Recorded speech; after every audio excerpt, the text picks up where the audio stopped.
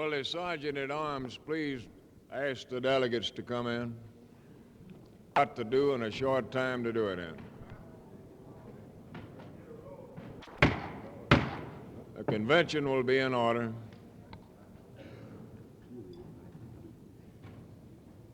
I'll ask the delegates to please rise and receive the invocation from Rabbi Phillips, Brother Phillips. Almighty God and Father, with deep humility and sincere gratitude, we are approaching Thee. With humility, since we know that except the Lord build the house, they labor in vain that build it. With gratitude, because we know that all our blessings come at Thy hands. The men and women assembled here are a proud part of our great country's labor force. They work and toil that nobody should go hungry and naked. Reward them not only with material gains, but with true recognition by all their fellow men for their contribution to human society.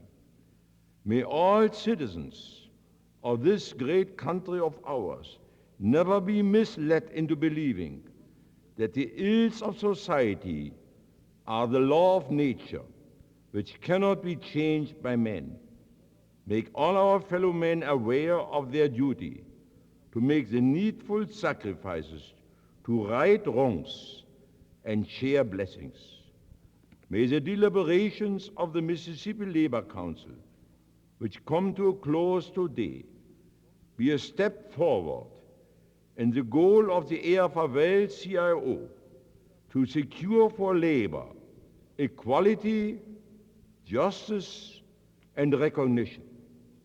Let Thy blessing rest upon this assembly, and may the Mississippi Labor Council, under Thy blessing, go forward and help to build a better world.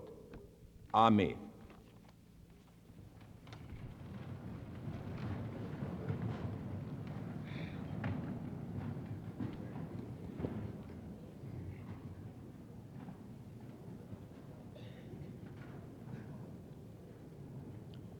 Rabbi, we are certainly happy to have you with us this morning, and we would like to extend to you an invitation to spend the rest of the day with us and participate in our convention activities.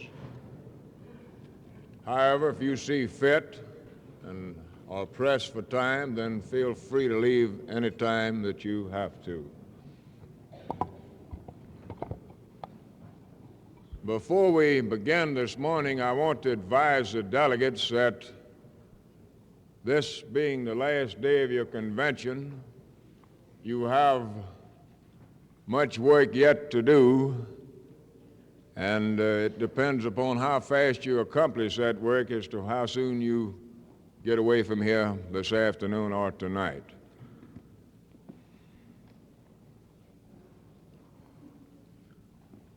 It was my understanding that Judge Ramsey would be here this morning to pinch hit for Senator Bruton. Has he showed up yet?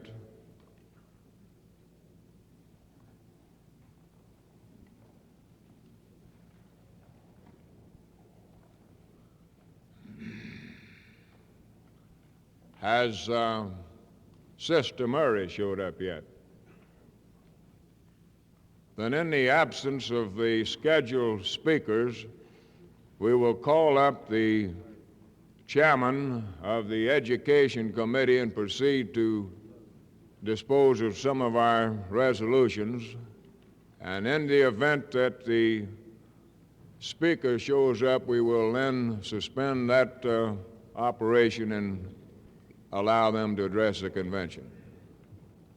Brother Gray of the Public Relations and Education Committee.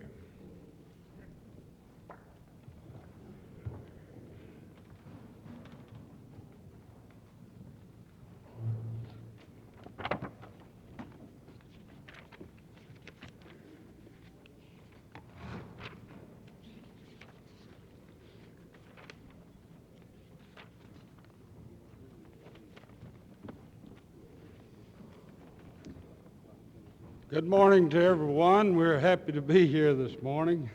I might say we had a lovely evening. We will turn to resolution number 14.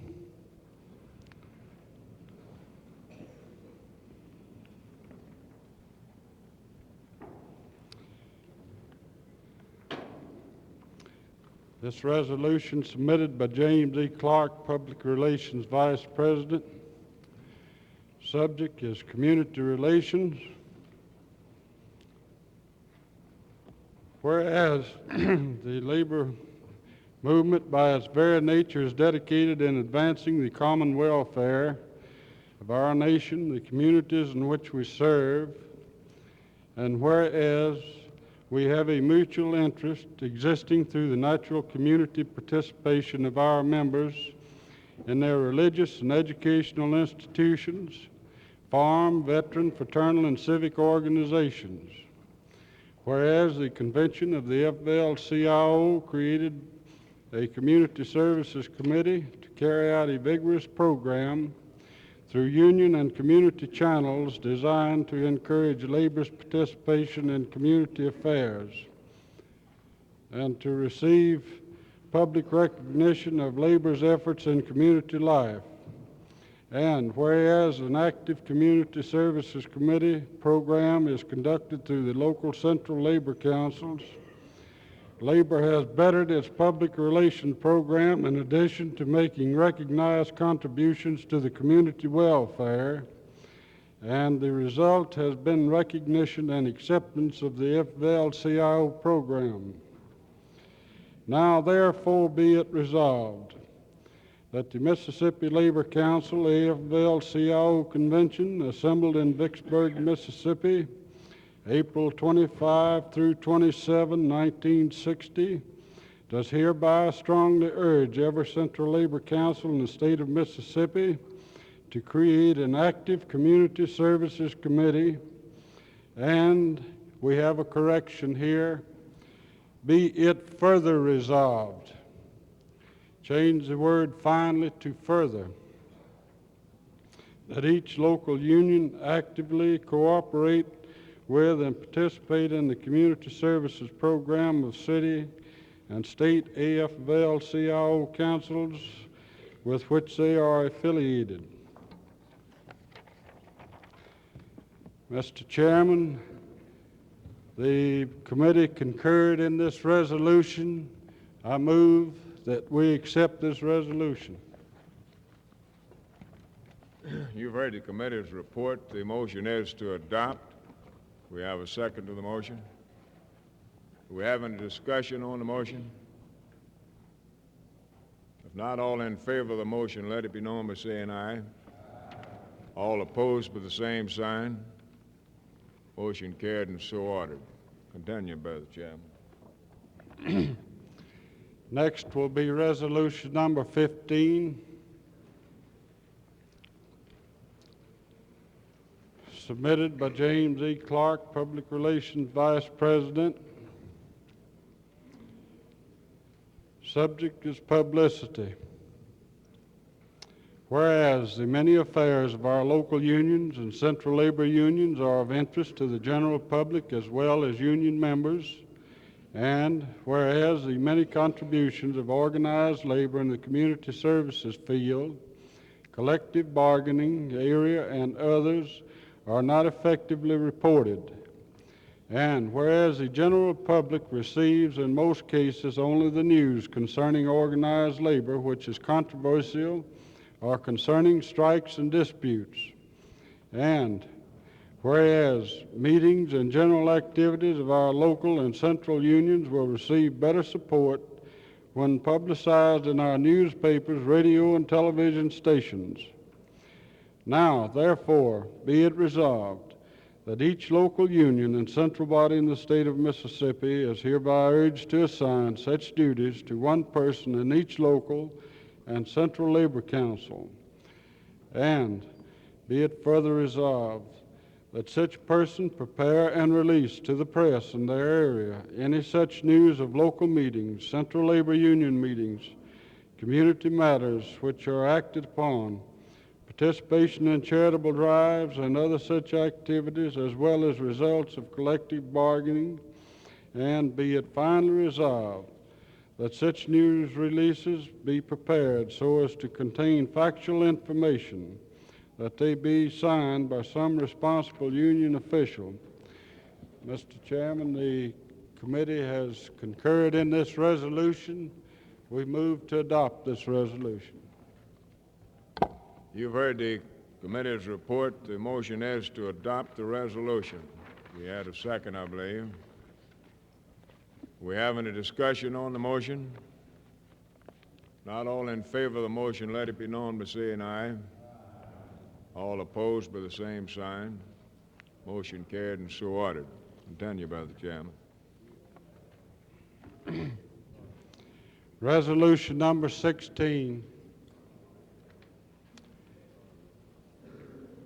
submitted by Tom Knight, Educational Vice President. Education. Whereas it is a known fact that a large number of the members of organized labor in Mississippi do not have a full understanding of all phases of trade union movement. And whereas the record of our neighboring states reflect that a broad educational program of the Central Council has been most helpful to the members in those states to overcome this common problem. And whereas it is essential that we take necessary steps through the Mississippi Labor Council, AFL-CIO, to educate our members in such a manner so that we can improve our overall operation as trade unions, and to meet this objective, it will be necessary that a complete educational program designed for local use be drafted. Now, therefore, be it resolved that the delegates assembled here direct the Executive Committee to draft an educational program on subjects that are of interest and are needed by the members of organized labor in Mississippi. And be it further resolved that this program be made available as soon as possible to the membership, and that the schools be handled through the various central labor unions where possible. And they shall be conducted under the supervision of the Vice President of the Mississippi Labor Council, AFL-CIO, in charge of education. Be it further resolved that each affiliated central labor union and local create on an active educational committee to assist the Mississippi Labor Council in planning and carrying out this educational program for the welfare of our members and the labor movement. Be it finally resolved that the local unions affiliated be urged to participate in these schools, and that a complete report of educational activities of the council be given at the next convention of the Mississippi Labor Council. Mr. Chairman, the committee concurred in this resolution. I move to adopt this resolution. You've heard the committee's report. The motion is to adopt the resolution. We had a second, I believe. Do we have any discussion on the motion? Not all in favor of the motion, let it be known by saying aye. All opposed by the same sign. Motion carried and so ordered. Continue, brother.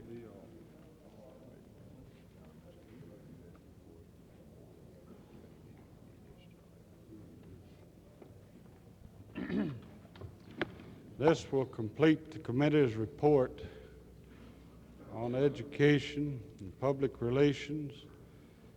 I would like to move that we discharge the committee at this time, and thank you for your cooperation. You have heard the chairman of the committee request that well, he offered a motion that the committee be discharged. Well, you can do that. We'll accept that as part of the motion. Stay with him, boy. We had a motion and a second to discharge the committee. We having a discussion on that motion? Not all in favor of the motion, let it be known by saying aye. All opposed with the same sign. Motion carried and so ordered. Thank you and your committee very much, Brother Gray. This time we'll call on the chairman of the organizing committee. I believe they're ready to give us their final report also. Mr. Chairman, delegates, yesterday when the committee presented to you resolution number 20, at that time we had some still unfinished business.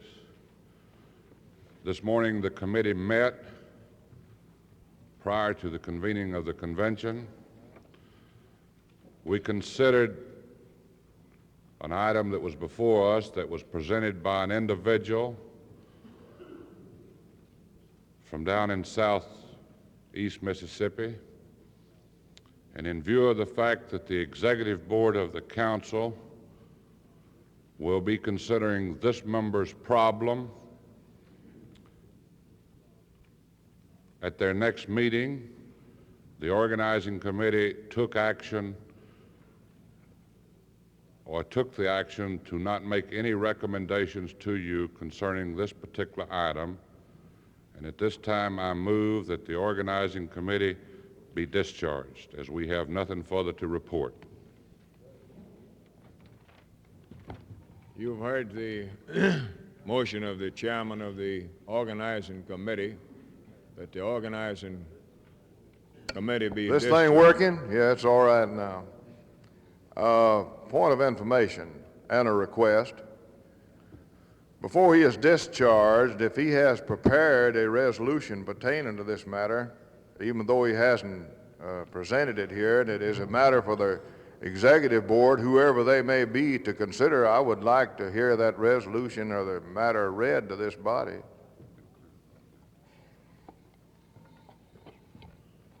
Well, we have a motion on the floor now to discharge the committee. A point's been raised concerning the matter that the brother refers to. I don't want to get caught in a... Mr. Chairman, I make a substitute motion.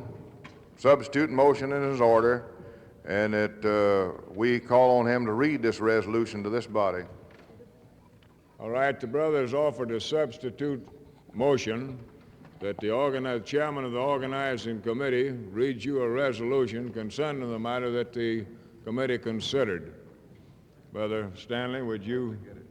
Brother Stanley said he'll have to find it. While we're waiting on the chairman. Mr. Chairman, Brother. I rise to table the substitute motion and go ahead with the previous motion that was made before the House.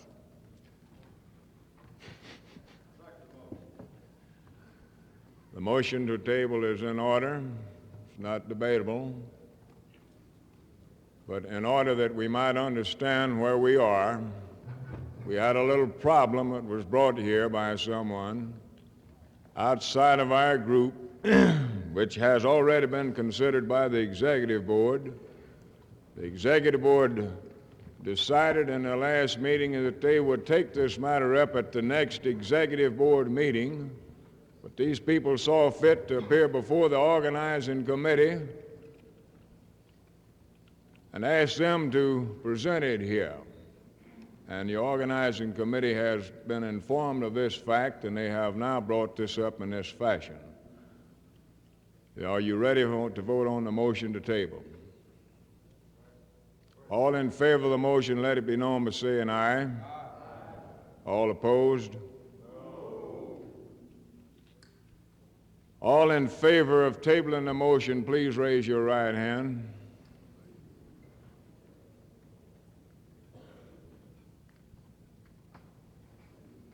All right. All opposed, raise your right hand. The motion is carried. Now on the motion to discharge the committee, do we have any discussion? All in favor of the motion, let it be known by saying aye. Aye. All opposed? The motion's carried and so ordered. And thank you very much, Brother Stanley, and your committee for its wonderful work. I see we have Sister Murray with us. We didn't have her scheduled quite this early, but she's not but 5 minutes early anyhow, and it appears to me that we have just about all of the delegates here. I certainly didn't want to put her on until everybody had pretty well got out. Now, Sister Murray. Yes.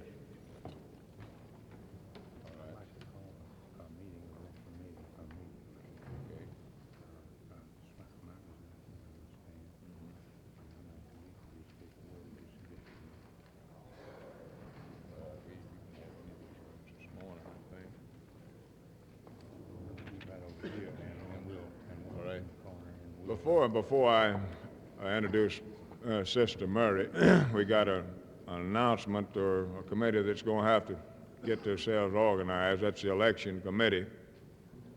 Is Brother Miley in the house? Was Brother Miley able to get over this morning? He won't be here till 10 a.m. Till 10 a.m.?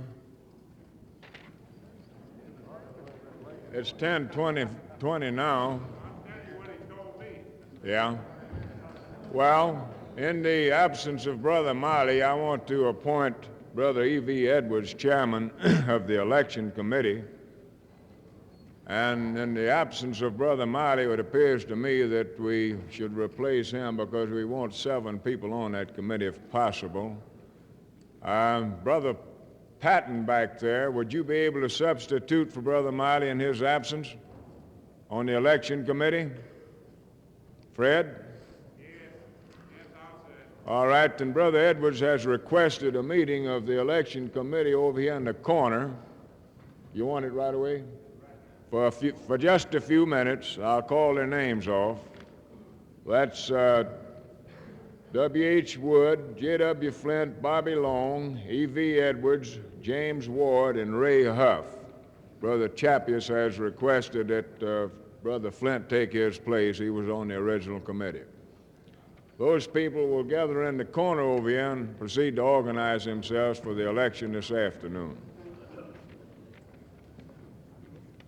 I feel like that the young lady sitting up here on the platform needs no introduction to our convention here this morning, to most of our delegates at least. She has been with us on numerous occasions. She has worked with several of our groups, and we're happy to say that at long last some of our people have started to move in the political field, so to speak, as far as getting their card files and all that information accumulated. I can't stress this morning too much the importance of our lady folks in this political problem that we have. And certainly we are happy to see as many of our lady delegates at this convention as we do have, and also that we have the wives of a number of our delegates present also. Now, without any further to do, it gives me a great deal of pleasure to present to you at this time our good friend, Sister Esther Murray.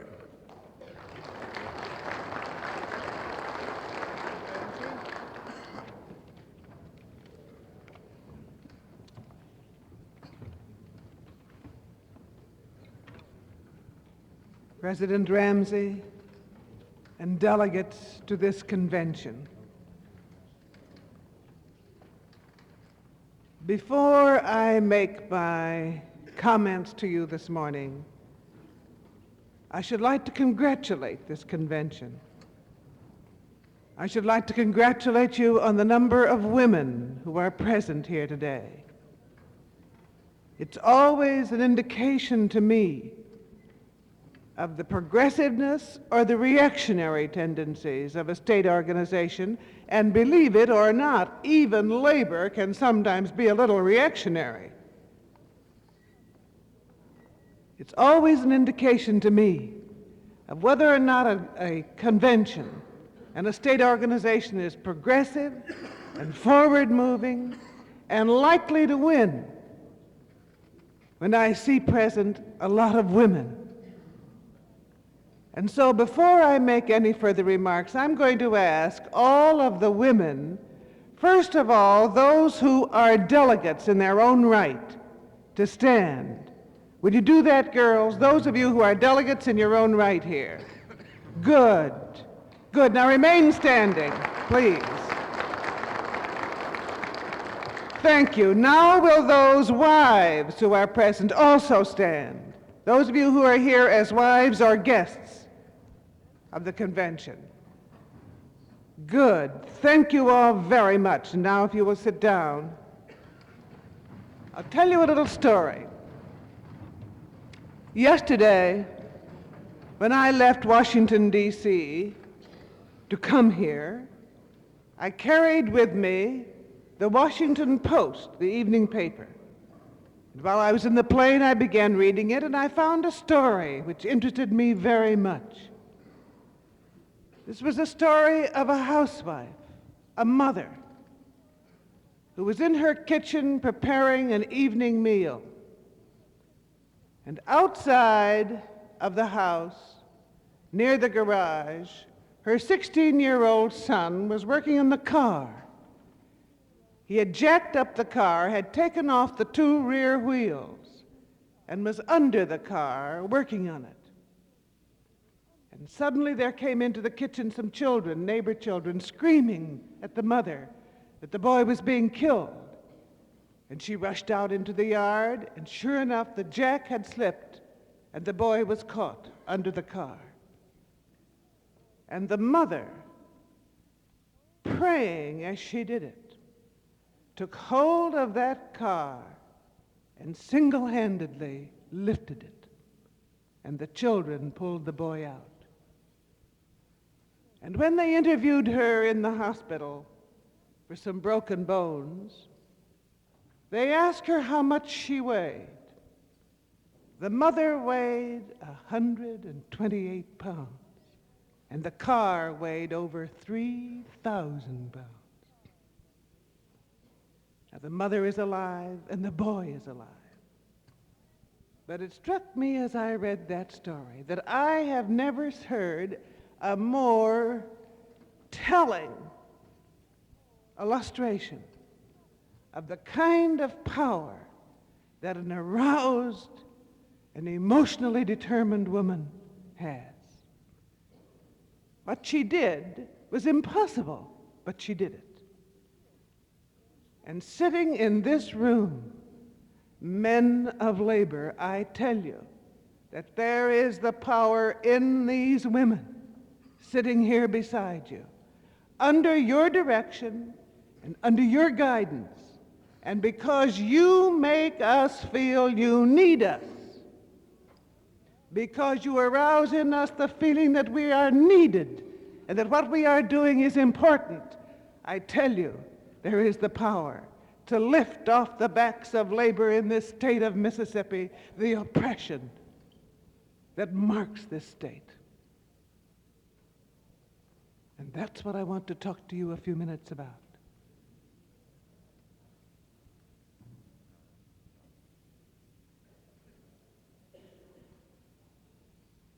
The state of Mississippi has a new, in terms of strength, new, vigorous, able organization of organized labor. Your state organization has good leadership. Your county organizations have good leadership. And there are enough of us now in this state. We are strong enough now, if we gather our forces together and unite them in one powerful blow, we can have a permanent effect upon this state. And we can have it politically. Politically, where the difference lies for us. This morning, before I left the hotel, I checked on what would happen in the state of Mississippi if the Kennedy-Morse-Roosevelt minimum wage law should pass. And it stands a pretty good chance of passing. The Kennedy-Morse bill, Roosevelt bill, would provide $1.25 minimum wage for all people in the state of Mississippi employed in industries that cross state lines. Do you know how much would change, what would happen to the pocketbooks of the workers of this state if that bill passes? It would affect only 80,000 workers in your state. 80,000 workers who are now being paid $1 an hour under the present minimum wage law, federal law, would get $1.25 an hour. It's a very small percentage of the number of workers. But it would mean, now listen to me, it would mean $30 million a year. You know, a quarter doesn't sound like too much, just a quarter. But you add a quarter to the pocketbooks every hour of every man and woman employed in this state under now $1 an hour, and you will add $30 million to working people's pocketbooks. That means that money is not going into the bank. That money is going into rent and clothing and the milk bill and the food bill at the corner drugstore and shoes for the kids. It will be spent in this state, and it will increase the economy of the state. It will make more jobs for everybody in the state. We'll all be better off because $30 million additional income has come into the state because the Kennedy-Morse-Roosevelt bill has been passed. It might be of some interest to you to know that the Secretary of Labor, by name of Mitchell, supposedly the friend of working people, said yesterday in Washington that if the $1.25 an hour passed, he would recommend to the president that he veto it because he thinks $1.15 is enough. Well, enough for Mr. Mitchell. Remember it. If you ever see his name on a national ticket, remember the man who would deny us that a little additional 10 cents an hour that we want provided for us in the bill. But this is only one example. Only one example. There's another measure that the AFL-CIO is pushing hard for, and which will undoubtedly be voted on in the Congress which will meet in January. Now, we've got an election coming up in this state in November, and in November we've got an opportunity to show our strength. Those of you in this audience, and I see some of you in this audience, who've already been doing your bit to see that the Kennedy-Morse-Roosevelt bill is passed. I recognize some of the girls here from Amalgamated who've been working long and hard on that fight. And I congratulate them. But it isn't enough to send petitions. That's why I want to talk to you a little bit more about one other example of what we can do to help pass legislation, and then one other example of legislation, then talk a little more of what we can do.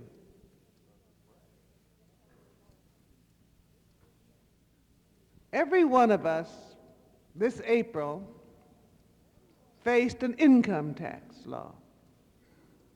Now, most of us in this room, all of us in this room, are under a withholding tax. And our federal income tax is taken out of our salaries. We never see that money. Before our checks ever reach us, the money we owe the federal government has been taken out of that check. Therefore, any change in income tax law will be reflected at once in our checks. Now, under the present law, you are allowed $600 deduction per person in your family of tax-free money. You are allowed $600 for a very interesting reason. Have you ever asked yourself why you're allowed $600 instead of $800 or $1,000? Have you considered the fact that when the law was written, as late as 1939, every one of you here who is single was allowed a $1,000 deduction? And a married couple had $2,500 deduction, with $400 additional for every child. That was in 1939. What's happened that in 1956 you're allowed only $600? Do you know that you're allowed your $600 deduction because the federal government takes the position that $600 is enough to provide you with a roof, clothing, and food for 1 year? This is the bare minimum essential that you must have tax-free. And so you're allowed $600 tax-free, and $600 for your wife, and $600 for each of your dependent children. And so if we are to assume that you're a family of 4, and you have an income of $5,000 a year, that family of 4 is allowed, on the basis of $600 per person, $2,400 of tax-free money out of your $5,000. You're also allowed 10% of your $5,000 for general deduction, and that leaves you with a taxable income of $420 a year. That is, your tax is $420 a year. Now, the AFL-CIO has a program, a tax program. The AFL-CIO says $600 is ridiculous as a basic cost of living allowance in 1960, and so it's asking for only $800, not even the $1,000 we used to have, $800 per person. And at $800 per person, and by the way, we almost got it. In 1954, we came within 5 votes in the Congress of the United States of getting that deduction. All right? So what will happen to your paycheck if the AFL-CIO program goes through? Let's take again our family of 4, our income of $5,000. A family of 4, an income of $5,000, and you're allowed $800, you've got $3,200 tax-free money. You add to that the $500, which comes from the 10% you're allowed for general deduction, and your total tax-free money is $3,800. And you subtract that from your $5,000, and it leaves you, if my figures are right, $1,300 of taxable money. Am I right? Anybody following my figures? $1,200 of taxable money. All right?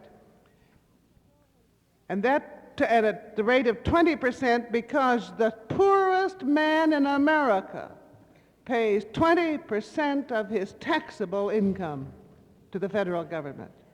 The poorest of us begin at 20%. And 20% of that gives us a taxable income of $260. Am I right? $240. All right. What's the difference in your paycheck if the AFL-CIO program goes through?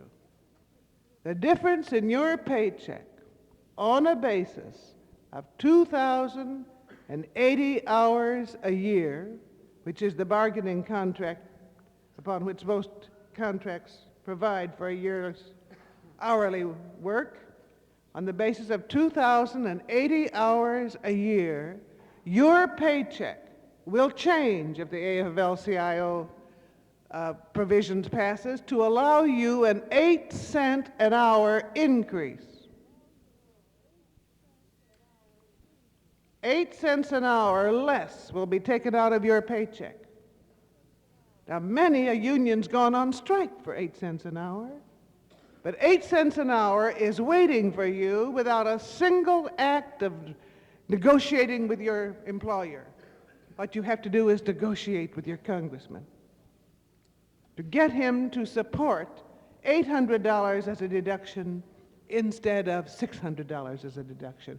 We could go on all this morning discussing the immediate financial results to us of certain specific legislative items.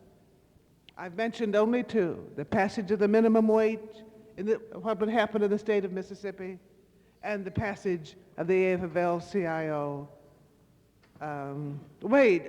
tax recommendations. I might incidentally tell you that the Chamber of Commerce and Merchants and Manufacturers Association also have a tax program. They've got it all written out. It's on the desk of every congressman, and it asks not for $800 as our deduction, not for $600 as our deduction, but $500 as our deduction, which would raise your tax approximately 4 cents an hour over what you are now paying. So you've got really a 12-cent an hour spread here between what the AFL-CIO is trying to get for us all and what the Merchants and Manufacturers Association is trying to get passed. Now, how do these women of which I spoke fit into this picture? To begin with, as trade unionists, we're in the same boat. We have wages and hours that are involved in this too. But we have a much deeper concern. We women can do a kind of job for you politically that you're just not going to do without us. We can do the preparation of the COPE program. In Jackson, Mississippi, and in Pascagoula, Mississippi, we're already making an effort in that direction. And I hope we'll demonstrate this year what can be done in both of these communities by women working as volunteers.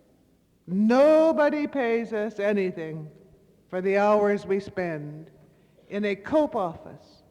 And in that COPE office, we work preparing for you, the men of the labor movement, a file which shows you by ward and precinct in this state exactly who of organized labor is a qualified voter and who is not. I wonder if you believe that the vast majority of labor is qualified to vote. You've probably been told enough. This is a progressive, forward-looking state organization. You've been told the story. But you know, you have to see it to believe it. I've just come from Nashville, Tennessee, where we're working hard to save Senator Kefauver. And yesterday, or day before yesterday, last week at any rate, we checked a great trade union, the membership. I'll tell you what it was the carpenters. We checked the membership of the carpenters. It's a big local, almost 900 people in it, in the area. And I will have you know that of that group, over 60% are not qualified to vote. Carpenters, mind you. An old, established trade union.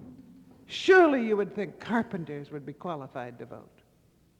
They're usually permanent, fairly permanent in a community. I've just been handed a note that tells me here in Vicksburg, all the Central Labor Council, every single local union has its lists on card file, and I hope they're not only on the card file, but they've been checked against the roster of voters. And if not, they're going to be, huh? All right. This is the only way you can win. And women sitting in this room today have the time and the skill for this highly technical, highly skilled activity. And so when I'm here today to urge every council president, because it must start at the council level, It must be the city council, the county council, that decides to set up this card file system. And I'll tell you why it doesn't work for a local union. It doesn't work for a local union because you can have a local union that does 100% the job. It can get its people all qualified to vote. It can mail into their homes. It can educate the family members of that local union, and they could all go to the polls and vote, and they lose the election because none of the other local unions have been doing it. It has to be centered in the council. The council's got to take this burden. You cannot say to yourself, I'll let this local union and that local union do it. You can't. You cannot win until the council president, the council COPE organization says we're going to win this next election. And when the council takes that responsibility and sets up the card file and calls on the women to help, then it's up to the local unions to make the contribution of the union lists and to say to it that we'll contribute our wives to that workroom, our mothers, our sisters, our trade union members to that workroom. And then we get a job done.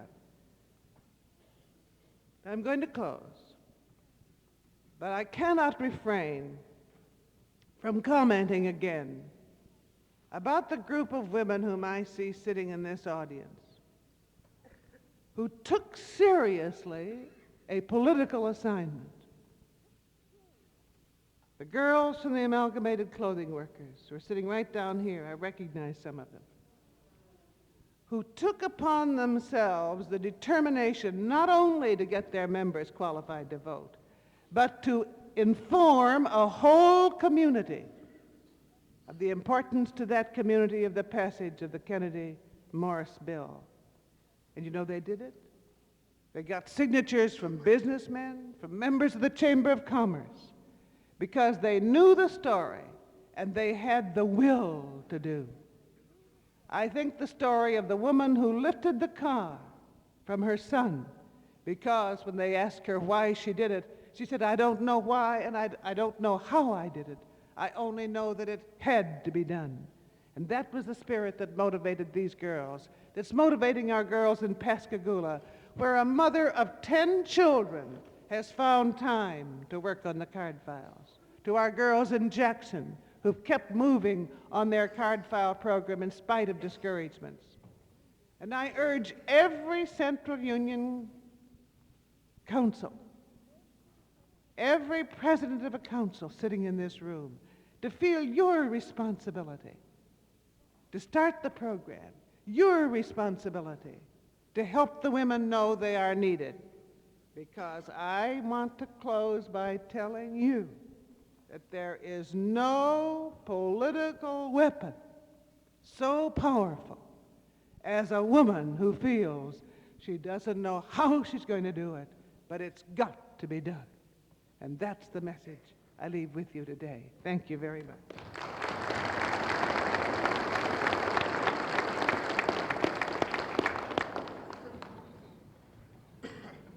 Thank you, Sister Murray. As usual, you've given us a most inspiring speech.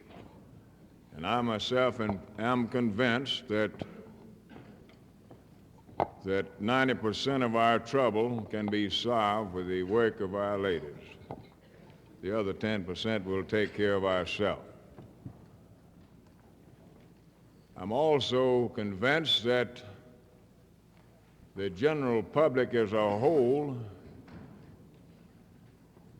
were the true facts placed before them, would also agree with your remarks.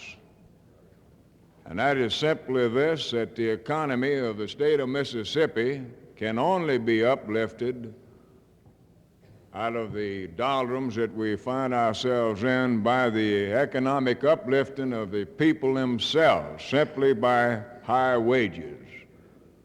This political giveaway proposition that we're confronted with today is not going to get the job done. These handouts to the vested interest groups certainly is not going to take care of the needs of this great state of ours. In connection with this position that we find ourselves in, I want to say this, that I've been misquoted before in this convention, and I want to make it perfectly clear again, that the labor movement in this state does feel like that we've took a shellacking and that we don't intend to take it lying down. I said here in the opening day of this convention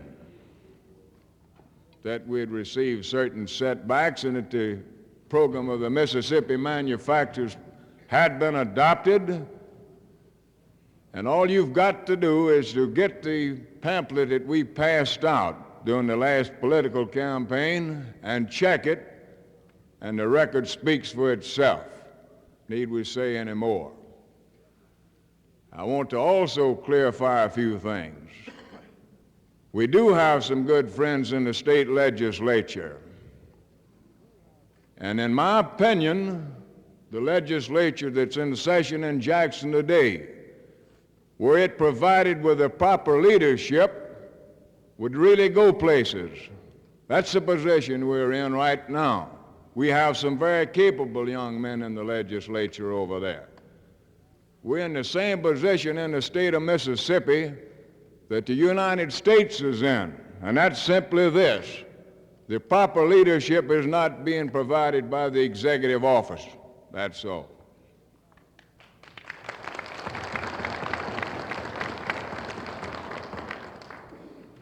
I've been asked to make an announcement. One of the young ladies requested from Brother Dan Powell some of the information that he used here yesterday in regards to the price and wage proposition. So I believe I see the young lady sitting right here. I won't even have to finish the announcement. I have it right here for you. And anyone else that wants access to that information, please feel free to see her.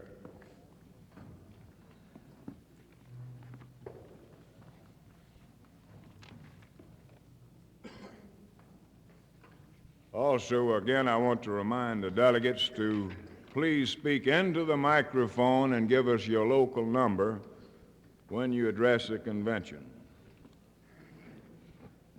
I've been requested to announce or request that the delegate representing IBEW Local 1493 contact Brother Bryant in the back, Sergeant at Arms Bryant in the back.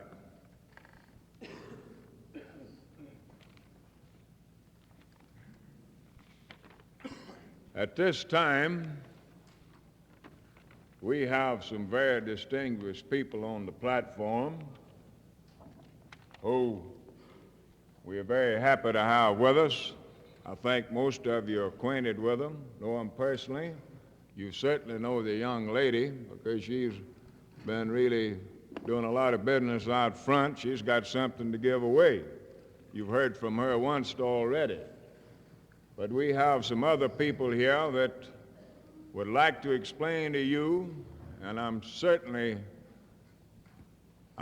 that you want to hear from them in regards to their union-labeled programs.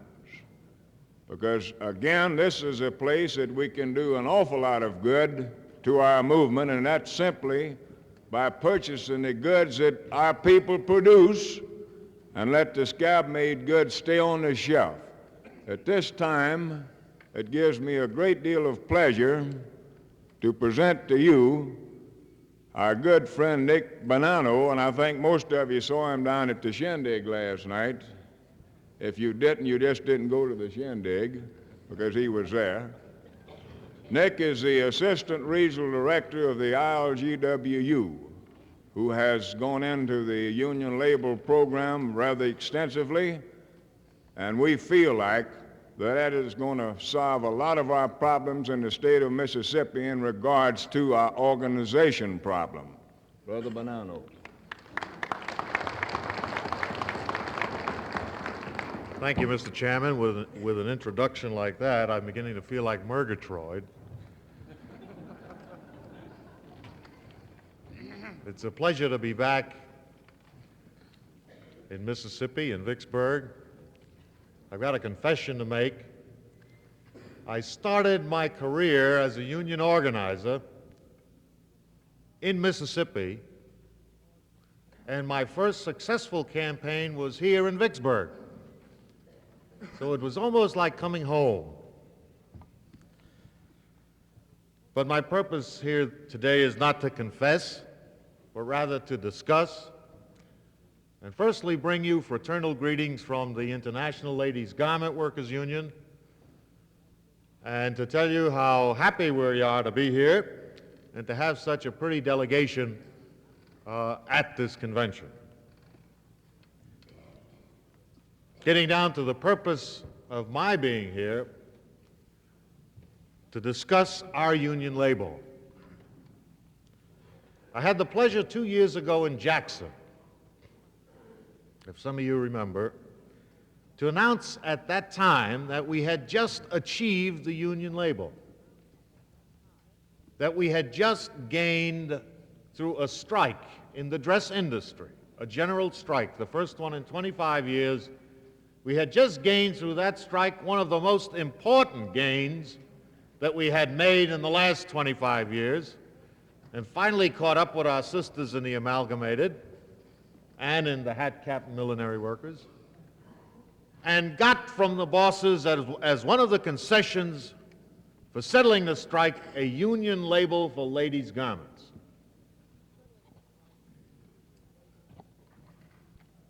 It has taken us about 2 years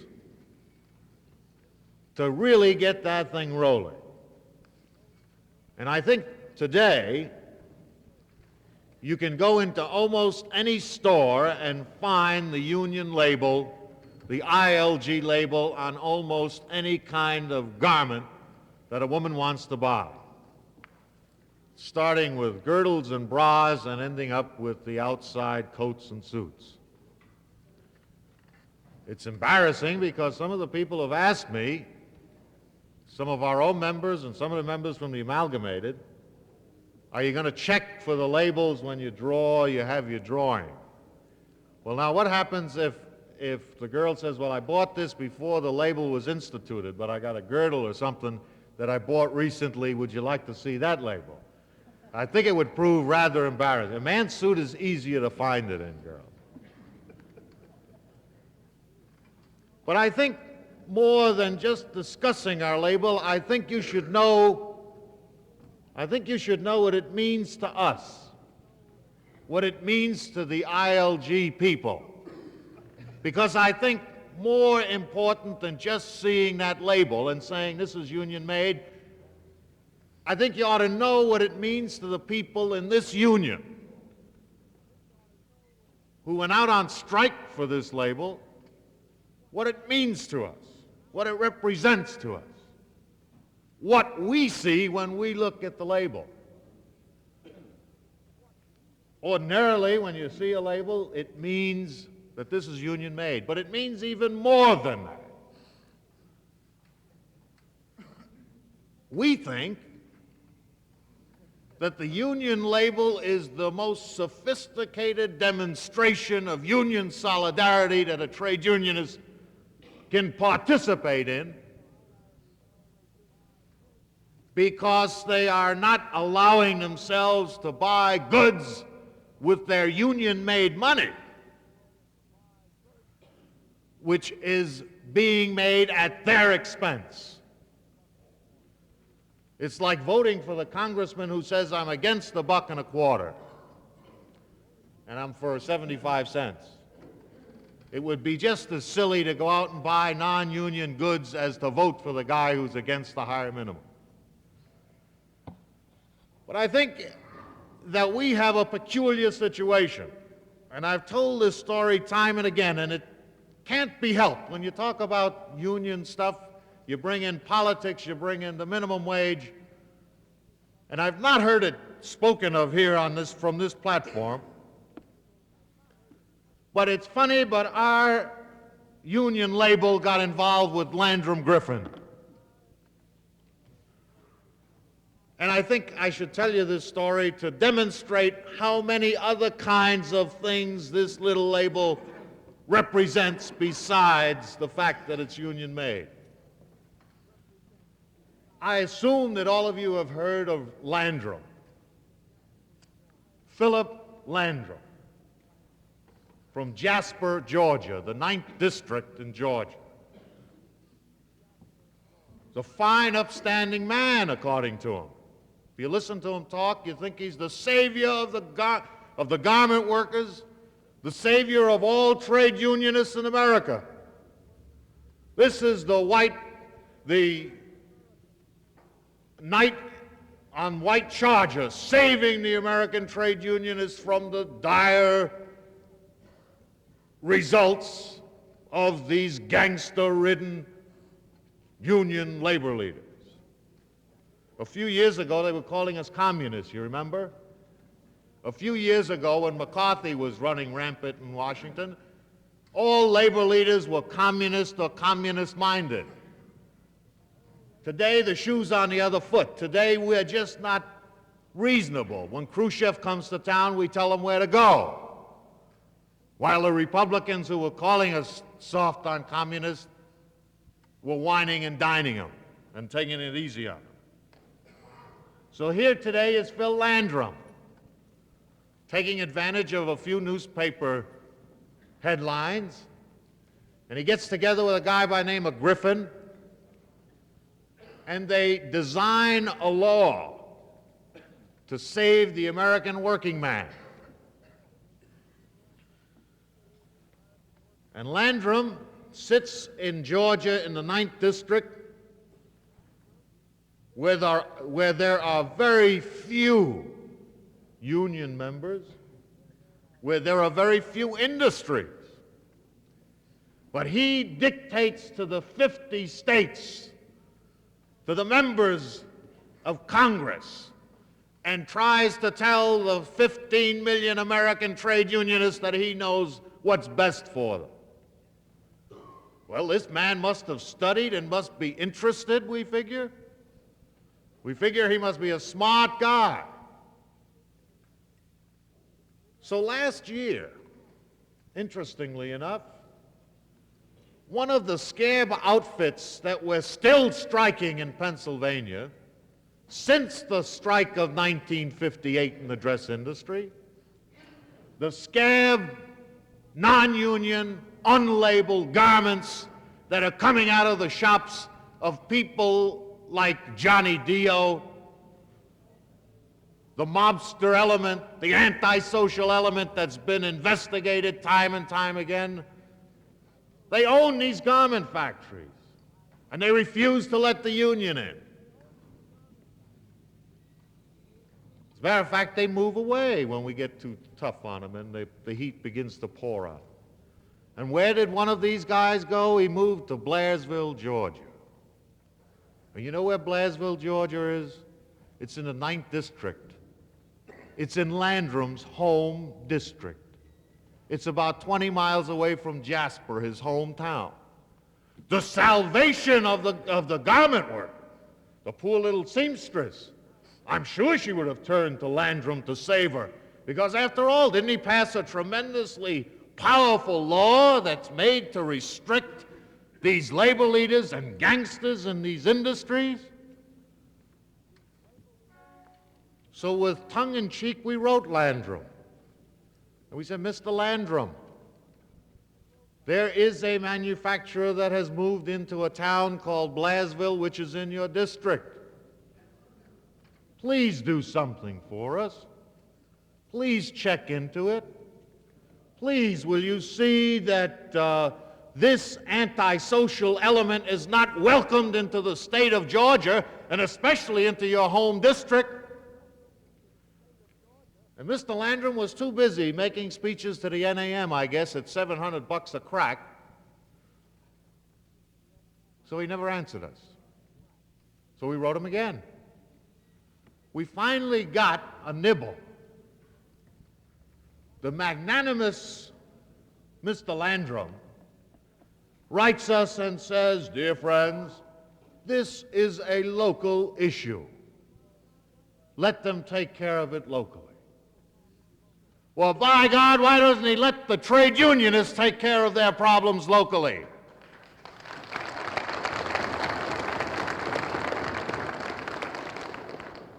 And I want you to know that that garment factory is still in that town, still in Landrum's district. And when they threw a banquet for the great employer, the Chamber of Commerce welcomed them. The congressman's personal secretary was there. The governor's personal secretary was there. And they treated this man like he was a little god in their little hometown. And when we try to give out $1.25 leaflets, they arrested our organizers. The sheriff, hand in hand with the hoods in that little community, have made it almost impossible to break through that iron curtain that they've got over the 9th District. That's Landrum's district. The man who is passing the law to save all of the workers in these United States. And those dresses are coming out of Blairsville, Georgia, without the label. Those dresses are being made practically at gun butt because the illicit profits of the dope and vice trades are being funneled through those kinds of factories into legitimate bankrolls. And we know it. And we sent the story that was documented in a Republican newspaper, the New York Herald Tribune. We sent it to Landrum. And the best we could do, the best rise we could get out of this no good so-and-so was, it's a local issue. Well, I hope that in this next election we'll leave him home so he can take care of some of those local issues. But in the meantime, when you go out and shop for those garments, remember these little things, that this label means and that this label represents. When a garment that you buy has a union label, it means that it does not come from Blairsville, Georgia, which is in Landrum's district. And if we remember this, if you can keep in your mind the ladies' garment workers label means fair and decent conditions like the other labels, union labels, represent, I think we will have done a tremendous job towards organizing the unorganized. Thank you very much.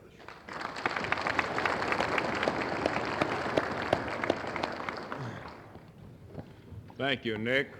We are really happy to have had the opportunity to have you with us, and I'm convinced that our people will follow your advice and leave the scab made good on the shelf.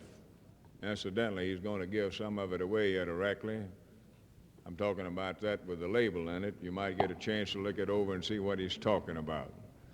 At this time, we also have a representative of the Hat Workers Union who is very interested in shoving the union label program of his organization as well.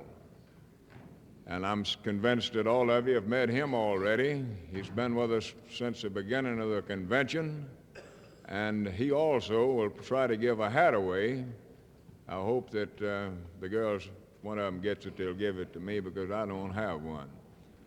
Without any further ado, it gives me a great deal of pleasure to present to you at this time Brother Joe Jacobs, representative of the Hat Workers Union. Brother Jacobs. Mr. Chairman, distinguished guests, and brothers and sisters, this is not the first time that I have attended a convention in Mississippi, nor the first time that I've been here, but it's the first time I've been faced with the problem of following two such excellent speakers as Sister Murray and Nick over here. And I want to see if I can, in just the few minutes that I want to take with you, tell you a little something about the hat label.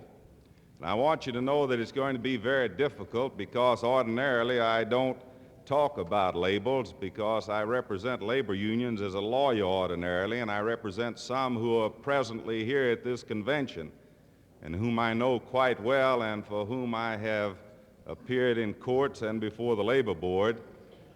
And I feel quite at home with them because we've had some tough times before labor boards, particularly my friends in the Electrical Workers Union, where they change the rules on us after we win the game and when the appeals take place. And if we want to talk, as we have during the course of the convention, about bad laws which were passed on us, and about the necessity for political activity, and about the man known as Landrum who comes from the state where I live, and I want you to know that I'm not proud of him, but I can also name a few in Mississippi that you're not proud of, so that makes us even.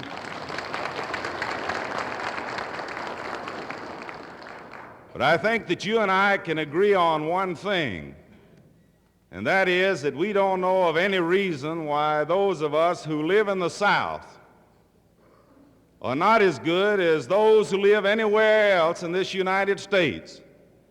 The only thing is that I don't believe we've had as much chance because there hasn't been as much industry in our end of the country to do the things that our brothers and sisters have done elsewhere. But you and I are well on the road towards doing it, and part of the way that we can do it is by organizing not only our own unions and building them strong and registering our people in voting, but then opening up another front that I call the label front and that I want to talk to you about, if I may.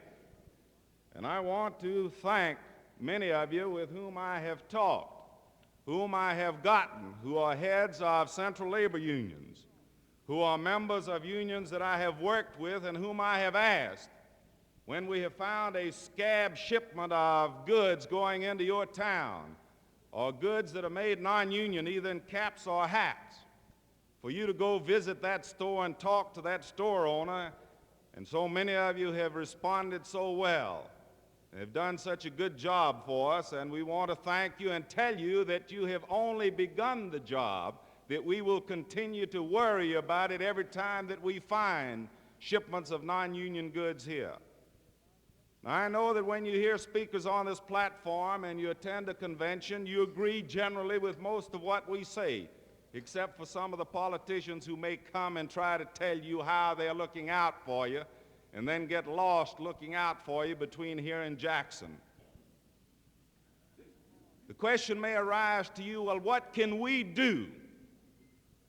And I know that when we talk about the label or anything else, that you represent the leadership, the busy leadership of the trade union movement in this state.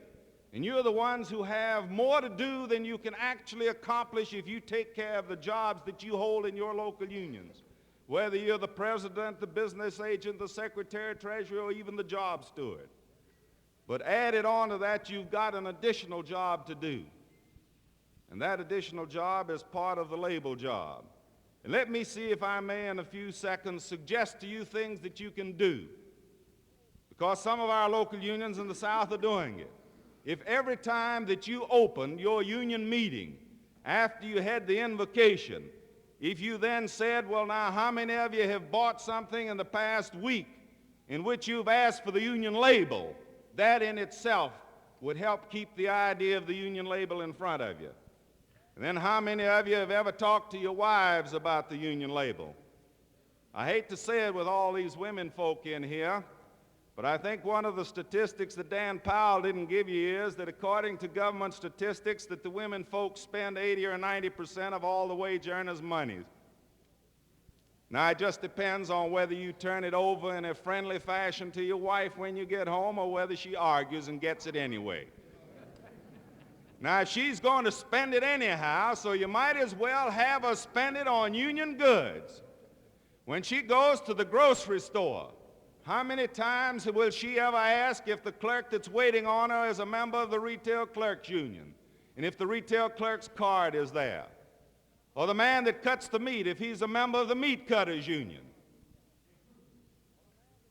And I tell you that if everybody that's in this hall saw to it that every time they did it, that they asked that kind of a question, you would find that we would have more people joining those unions and more people being interested in the trade union movement.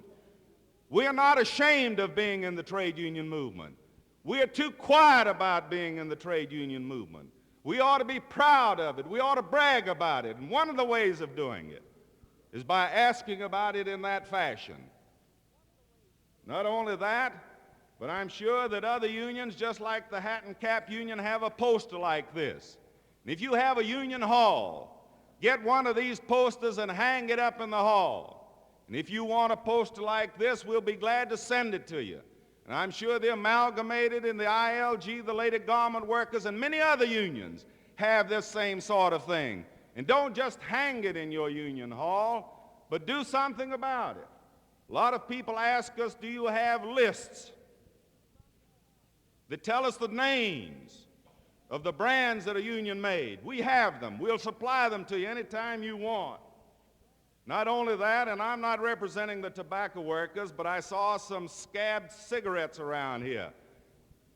And they've got a sign like this that you can hang in your hall too. And I'm not a doctor, but let me warn those people that are smoking Winstons and Salems and Cavaliers and Philip Morris. Not Philip Morris, I'm sorry, it's the tobacco. That's the Prince Albert and the Camel. That everyone you smoke is guaranteed to give you a cancer. And if you want to die, keep on smoking them.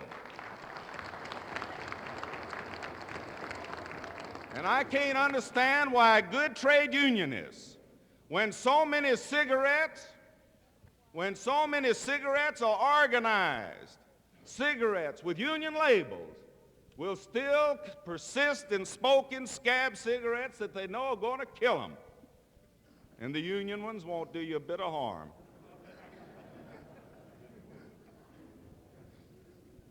And I know that you can get literature from that union too.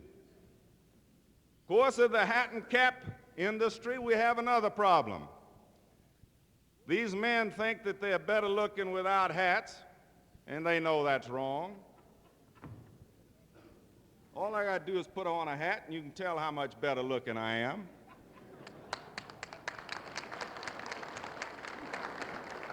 And you don't have to look far. You have to turn up the sweatband, and when you do, underneath, you'll find the union label and everyone that's union made. Now, there's some that are union made that don't carry a label, and we tell our people, when you buy it, even though you know it's union made, like Stetson, tell the salesman that you want the label in it. And if enough people tell them that, they'll put the label in it. We'll eventually get the label in it. I don't know. Nick over here said that it would create a problem if they started looking for the label in in women's undergarments and women's dresses. Well, maybe at his age it might be a problem, but I'm a grandfather, Nick. It poses no problem any time you want to enlist my services to find the label.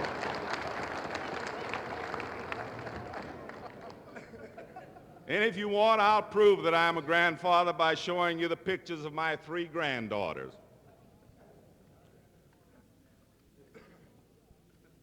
What else can you do as an individual? It's not enough to come to this convention.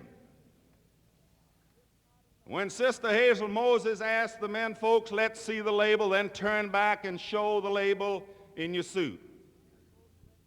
That's not enough. That's just part of it. There's some of you wearing ties here. And I'll bet you that I'm the only one that's got a tie with a union label on it. Good. Then there's a second. How many more have we got? That's the answer to it. And then we talk about bad laws.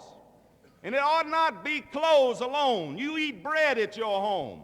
How many of you have ever asked for the union label on the bread that you eat? You eat bread every day. Very few of us do it. And you and I are spending good union money. And still we don't do those things. Once a month, if you have a meeting of your local union, have somebody say something about the label, and then when he gets through saying it about the label, have somebody say something about registering to vote and voting for good people. They go hand in hand. And I'd like to talk to some of my friends in the building trades, because as a result of some of what we have been saying over a little further east in Mississippi, is further to the west, but over in Georgia and the Carolinas, I've been making a number of meetings with a number of the building trades whom I represent as a lawyer, and I've talked to them about this label business. And we've started a campaign that's something like this. And I urge you building tradesmen to do it, because this is the segment of your industry that's unorganized. And on Sunday, when the wife makes you take her for a ride along with the kids, stop by at some of these houses that are being built by non-union people, that are being slapped together by people who don't know how to be good carpenters, and that the plumbing's going to fall out on, and that the electrical equipment is going to blow fuses on, and ask the salesman if it was built by union people after you've looked through the house and sort of said, well, I might buy it. And when he says it's not made by union people, say, I can't buy it, it's not union made.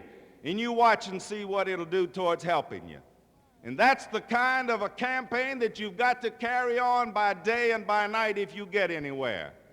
And if you don't do it, you're neglecting it. You're neglecting your own selves. We run into another thing. Some of our unions support little baseball leagues. A lot of us do it.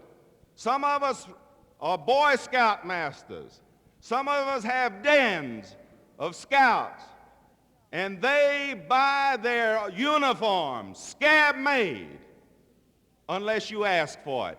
You can buy a Boy Scout uniform or a Girl Scout uniform with a label if you ask for it. You can buy your equipment for baseball with a label. Since I've been in Vicksburg, I've made a tour of your town. I hate to admit it, but it was better than I thought. I figured it would be bad based on some of the politics here. I even went into a sports shop over here, and that's usually the place where they have Japanese baseball caps. Japanese baseball caps that sometimes have on it, made in USA. They turned around and made a little town in Japan called USA in order to make you think that it was American goods. And I want you to know that this place on Washington Street, I think they call it the Sports Center, and I'm not advertising them. I looked at their baseball caps, and most of the hats they had the union label on them. And I was pleasantly surprised, and I told the man that I was surprised. And if enough people did that who live in Vicksburg and in all these other towns, we'd have more people with labels. Let me tell you one further thing, and then I'm going to quit. Other than I'm going to say this, that we're going to give away 3 caps, and we're going to give away 3 cloth hats, similar to the one that Frank Sinatra has been wearing in the picture that I have hanging back there. We guarantee that it'll make you look better, but it won't make you sing as well as he does. When you talk about bad laws and how we can do things to overcome the bad laws, let me tell you, and this is free legal advice from a lawyer, and you don't get that very often. And most of the time when you get free advice, you throw it away, but please don't throw this away. They can't pass a law in these United States, including Mississippi, that will tell you that you have to spend your union money for non-union goods. The only one that can spend your union money for non-union goods is you. And when you put your hand in your pocket and buy non-union goods, you're cutting your own throat, even though you don't see the blood running. You're undermining your own conditions. Whenever you buy a shirt that's not made in a union plant, you're hurting the amalgamated clothing workers in this city. And you're hurting them in this state. And when you buy dresses that way, you're doing the same thing, or any other product. And I want to tell you something about my native state of Alabama, which has the right to wreck law like you have. And I'm going to show you how the union label made a union shop when our organizing drive couldn't do it. Now, some of you, if you have traveled east from Mississippi, before you get to the town of Tuscaloosa, where we keep our folks who have lost their minds and our scabs, in a state institution we have there, you go through a little town called Reform. And if I could just get you people to reform today on the union label, my visit here would be well worthwhile. Well, in the town of Reform, a cap manufacturer ran away from Detroit, where we had him organized. And he settled in Reform, and it took us several years till we found him because he was behind the woods down there. But we found him. And I was there helping the textile workers in a campaign just below there in Aliceville. And one of our good brothers who belongs to the IBEW in one of the manufacturing plants over there knew that I was in town because he'd seen a leaflet that said I was going to make a talk. And he came over to see me, and he said that there were a number of people in this cap plant who wanted to organize into a union. Well, you know, we hear that quite often, and sometimes it's a dud. So I said to him, well, here are some cards. I don't have the hat workers cards, but here are some good AFL-CIO cards. Get them signed, get a majority. And when you do, call me and I'll come and make a meeting. This was on Thursday, and I figured, well, I may never hear from him again. But I ought to have known that a good member of the IBEW would do something about it. And a good trade unionist would do something about it, because on Sunday I got a call in which he said that out of the 140 people, that over 80 had signed cards, and would I please come on back to the meeting. Well, I'd given my word, so I kept it, and I went back to the meeting. We signed them up. We had an election. We went through all the procedures that you know under the laws. And after we won the election, we sat down to bargain. The boss hired one of those lawyers that tries to destroy unions. And every time we said we'd like to get this, the answer was no, whatever way they said it. And we finally had to strike it. And we struck it, and we were out 11 weeks. And the second day, we had an injunction against us. And on the fourth day, we had half our people charged with contempt of court. Oh, they had several incidents that occurred there, all of which were part of the fight. The boss used to carry the scabs in 2 station wagons. And as they passed through the picket lines, they said hello to us, and we told them hello in no uncertain terms. We got a mixed group here. I can't tell you what we said to him. But he finally decided he would sign a contract. And when we sat down to sign, the first thing he said was, now, you know, this is one of those states with the right to work law. We can't make these people join. And there are 17 of them in here who said they would die and go to hell before they join a union. Now, I can use hell because ministers use hell. And I think that's an appropriate place for scabs, too. Well, we signed the first contract. We got a wage increase, got a good contract, but we had what we call a maintenance of membership. Those who would sign the checkoff cards, pay union dues in that fashion, were members of the union. After the first year passed, we signed an improved contract and rocked along. First contract, I participated in the early negotiations, and I tried to sell that boss on the union label. And I explained to him that it meant that every hand that touched a cap that came through that factory had to be a union hand. And that was when he kept telling me he couldn't make these people join because it was against the law. Just like they tell you here in Mississippi. Well, almost 2 years had run out. One bright day I got a telephone call long distance from this employer. And I knew he didn't call me up because he loved me.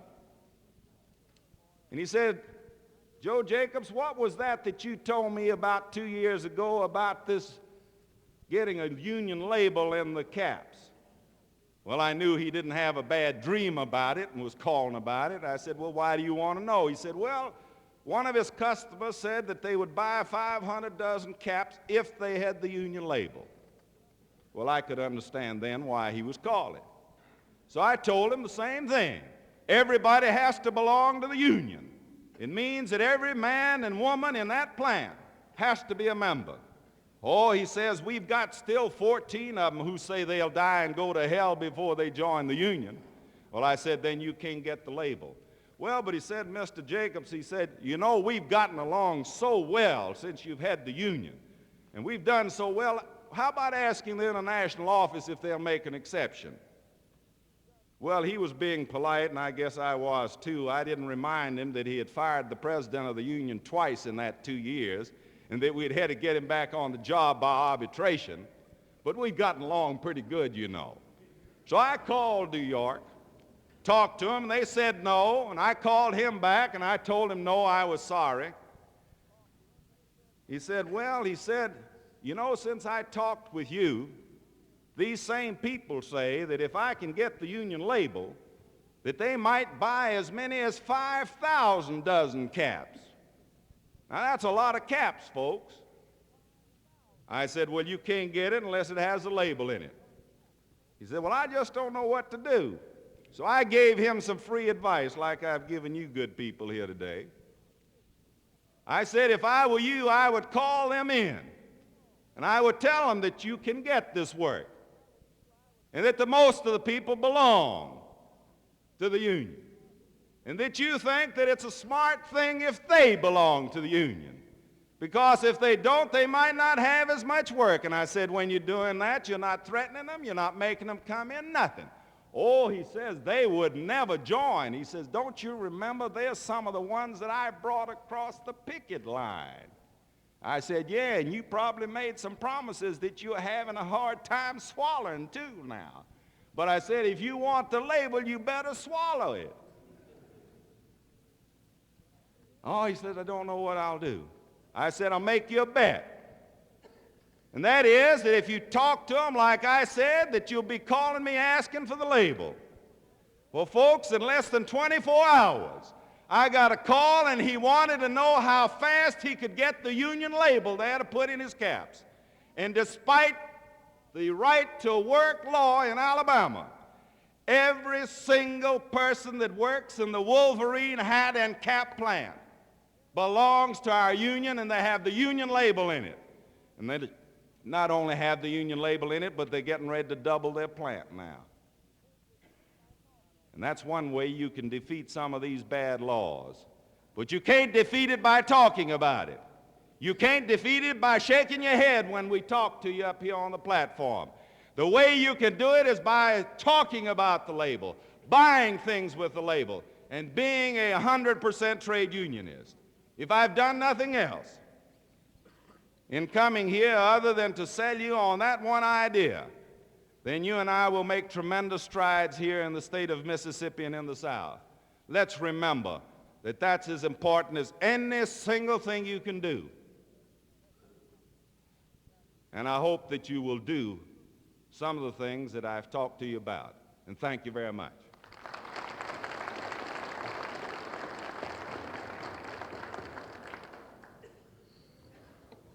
Thank you very much, Brother Jacobs. I'm convinced that our people will go back home and really do something about this problem we have. There can be no question, but were we to follow out his free advice, and certainly we could get the job done much sooner. At this time, I'm going to call up the chairman of the Union Label Committee, Brother Russell McMahon.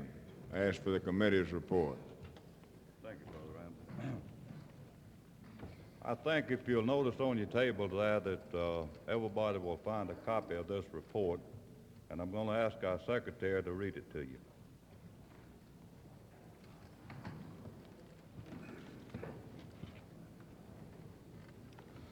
This is the report on the Union Label Committee. The Union Label committee makes the following report. The power of the workers' dollar has become one of organized labor's strongest answers to the great challenges to our security. Chief among these challenges are the unorganized workers in every industry, whose low wages endanger the union conditions we have fought so hard to win. In recent years, runaway shops have become an increasing threat to union standards in several industries, and growing monopoly, federal and state anti-labor laws, and unfriendly governments hinder organization of the unorganized. Union members themselves, with the strength of a united organization behind them, must meet these challenges and overcome these threats to their hard-won working and living conditions.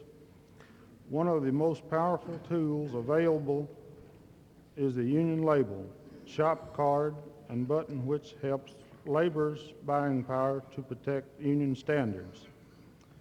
The union members and the enlightened consumer has learned that a union label on a product and a union shop card for a service is a guarantee of good union quality, good union wages, and decent working conditions. By insisting on union-made products, the union members can help protect his own working conditions as well as those of union members in other industries from the unfair competition of low wages, sweatshop manufacturers who seek to swell their profit by exploiting their workers. We view the union label, the union shop card, and the union button as important weapons in labor's fight, which must be continually and vigorously promoted. This committee recommends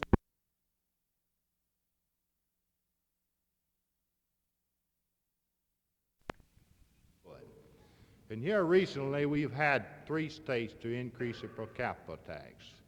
And I've talked to 2 of these councils personally, and when I was in Washington, what they'd done about it.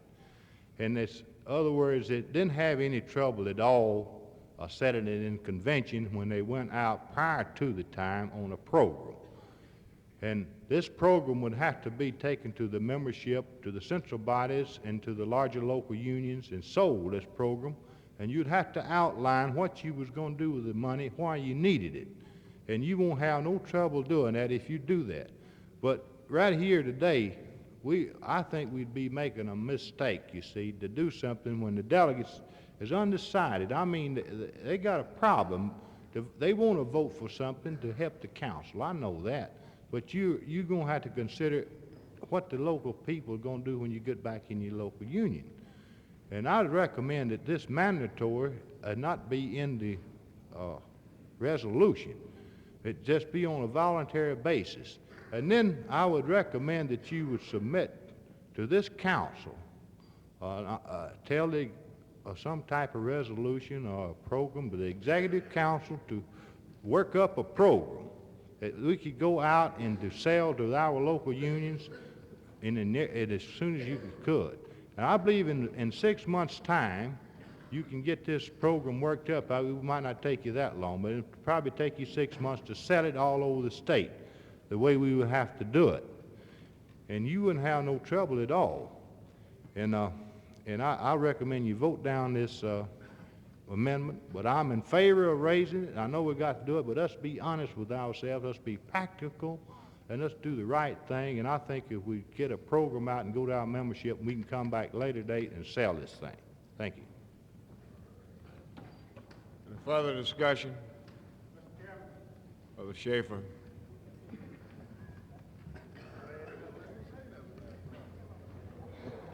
Schaefer, IBEW Local 605, Jackson.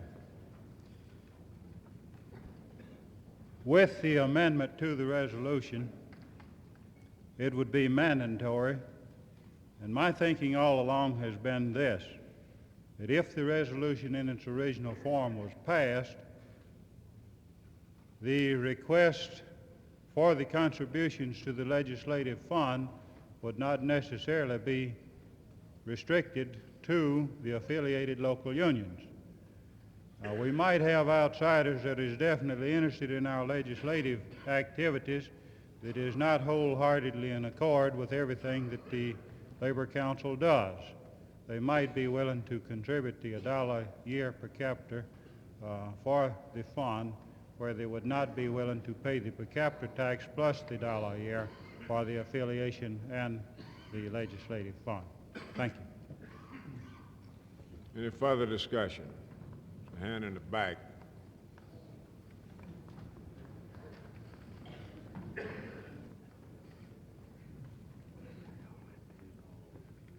Brother Chairman, I'm P.D. James from Painters Local 433, Meridian, Mississippi. I oppose on account of the small locals cannot afford it. Because we have some locals that don't have over 45 members in it. And they cannot afford it. Thank you. Who's next? Further discussion? Looks like you're going to get it correctly, Brother Hannah. Anybody else? I promised to Brother Hannah he's entitled to it one more time. He's only had it once. Thank you, Brother Ramsey, even though the rules are suspended. Not these rules, we suspended the Regular convention rules, which one of them was, anybody could talk a second time on one subject if everybody else is through. I rise to answer one of the speakers in being surprised at my position. Well, I can tell all of you now, don't be surprised at any position I take when I think that I'm on the right road, because that's the way I'm going. I stated my belief with what effect this would have on the organization. And so far as getting down to speaking straight to the membership or anybody, I don't believe there's anybody on this floor that has ever talked any straighter and maybe any snottier than I have to some of my members in the state of Mississippi. And I have never backed up from an issue at any time and won't as long as we have the democratic procedures that we have. I would say this, it's regrettable that we've got as many woodworkers in the state of Mississippi that we have, along with other unions that don't see fit to contribute to this. There is some other reason besides money that some of these people are not in. The reason I say that is that the awfulest fight you ever get in is raising per capita tax. I went down last summer and faced the Laurel boys and raised their dues from $3 to $4. Prior to that, they had told all the state officials that they didn't have the money. Well, that's not so anymore. And I am thinking that there's Brother Clark, a vice president, and he knows that in that organization, like some in Hattiesburg, there are a bunch of rugged individuals. They say nobody tells us what to do. Not even the president of the International Union. That's right. Even a letter seems to insult some of them boys because their skin is so thin. But it makes no difference to me. I near about getting in a fight every time I go that way. I am still of the opinion that our big trouble is non-affiliation. Now, it's up to the officers to go down there and sell them boys, because don't let them tell you boys they ain't got the money. They're paying $4 a month dues, and they got about $150,000 in an emergency fund, and they can reach over and tap it any time they want to. Now, that group of people will, if you go down there and ask them and plead with them and show them expenditures in the legislature and what facing them, they'll make you a contribution of $2,000 or $3,000. I'll assure you that. They have never failed to help people in need. So I say you all go down there and talk to them. But to make this thing mandatory, it's not going to happen. I think the time will come that maybe when the roof falls in on them, like it is appearing that it's cracking now, that they will see it. Now, I don't think the brother should be surprised at my statements or what I say or my opinion. I can refer, I didn't know personalities would enter into this, but there's a lot of people under the sound of my voice that didn't go along with the recommendations last year of us on certain candidates and run out and elected them a governor. And I want to know this, what in the hell is he doing for? Thank you, Brother Ramsey. I hope they vote down the amendment.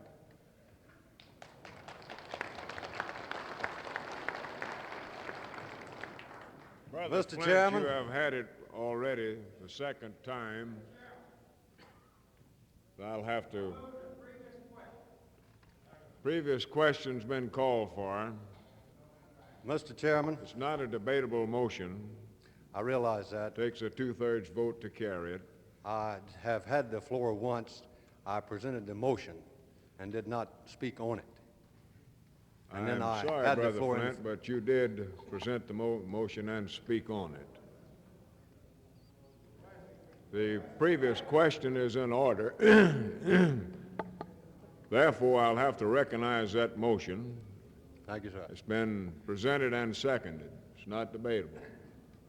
All in favor of closing debate, please raise your right hand.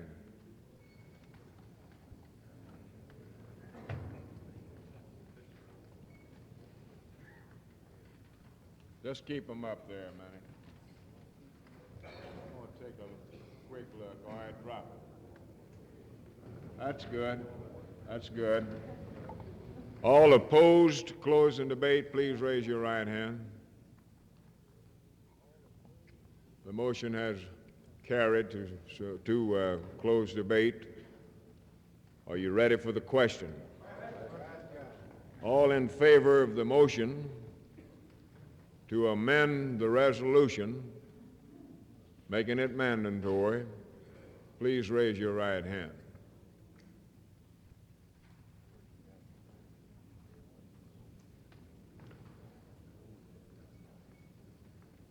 All opposed? It's the opinion of the chair that the amendment has failed to carry. Mr. Chairman. You have now before you the original resolution, and the motion is to adopt that resolution. Do we have further discussion on the resolution itself? On the original motion. resolution, Mr. Chairman. On the resolution? On the resolution. On the motion. I am firmly convinced that in making or attempting to secure the amendment, that our thinking was correct. And my thinking on it was that the matter being handled as a contribution will not be successful, and I am familiar with the structure of COPE. I hope that the resolution will accomplish something. If it will accomplish for the labor movement in the state of Mississippi what the labor movement accomplished for Carroll Garden in Jackson County, then it'll be a success. I thank you. We have any other discussion on the motion to concur in the resolution? You want the floor? Brother Bruton. I'd like to say this, Mr. Chairman, as I stated in my preliminary remarks, that if we adopt this resolution now, I think we should give it sufficient weight and sufficient consideration till we'll go back to our membership and almost assume the position that it is a mandatory ultimatum that we see that our membership comply with this, that we get on the ball and make them want to be voluntary in the contributions. It can be done, and it's an educational process, and we ought to exert every effort to that, to encourage them and to entice them into doing it to where we will accomplish the end result as though it had been a mandatory proposition. Thank you, Brother Bruton. Any further discussion? All in favor of the motion, please raise your right hand. That's the motion to concur in the resolution. That's good. All opposed, please raise your right hand. The motion has carried, and the resolution has been adopted. We have got off our printed schedule slightly. we suspended the rules in order to consider the resolution. I deem that that now brings us back under the rules of the convention, and we will now proceed with the nomination of officers. We will make an attempt to get the legislative vice president's report in at the first opportunity. So at this time, I'd like to turn the gavel over to Brother Bob Starnes to preside over the convention while that process takes place. Brother Starnes.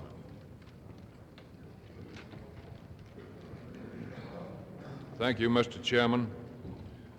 Since the feature speaker of the convention is in the offing, I'm going to try to proceed with this as quickly and as expeditiously as possible.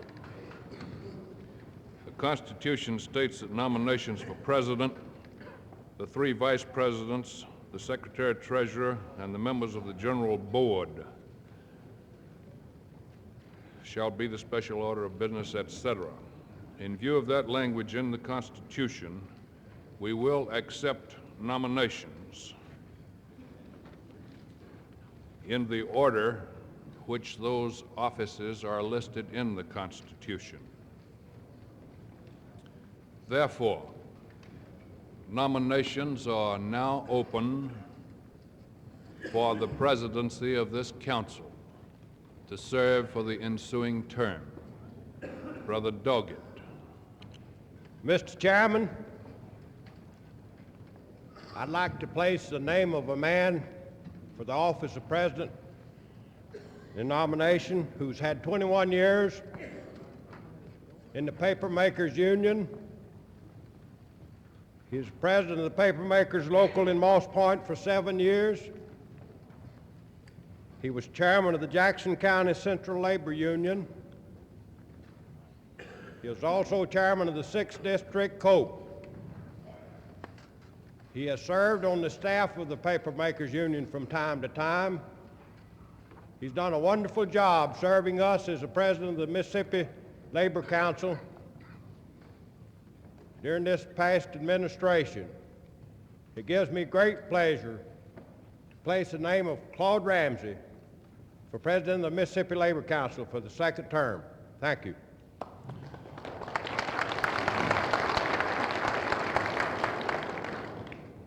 Brother Ramsey has been nominated. Are there further nominations? In a case of this kind where it appears to the chair that further nominations are not forthcoming, the chair will announce 3 times, are there further nominations, are there further nominations, and so on. And hearing none, the chair will declare nominations are closed. Does the chair hear any further nominations? For the 2nd time, are there further nominations for the presidency of this council? For the 3rd and last time, are there further nominations? Hearing none, the chair declares that nominations are closed. I went a little bit too fast. I assumed Brother Ramsey would accept. I better ask him now. I'd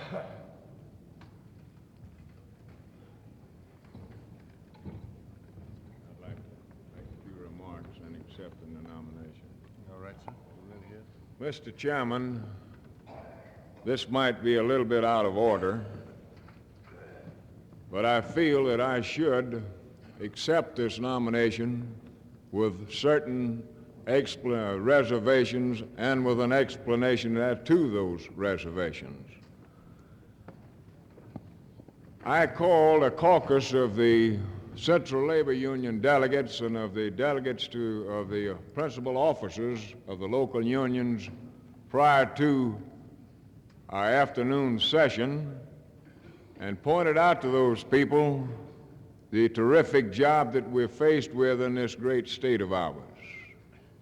I pointed out to them that we had to get on and go to work and put some money into this program that we're going to have to adopt.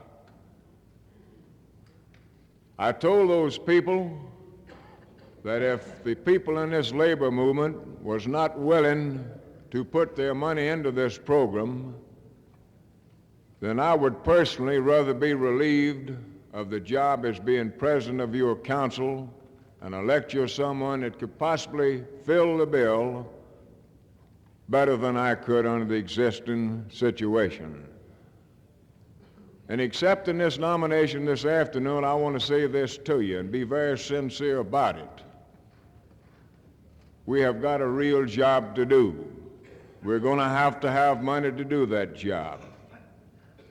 If you replace me back to this office this time, I intend to do everything that I can to put on an educational program within the next year to convince our people of the necessity of this program. And if we're not successful at that time in raising the necessary finances to do the job, then I feel that then I should step down and let you elect yourself another chairman. Thank you very much.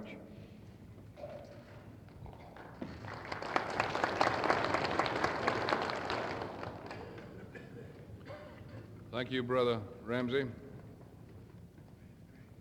I think also that it is permissible under the Constitution, where there is one nominee for a position only,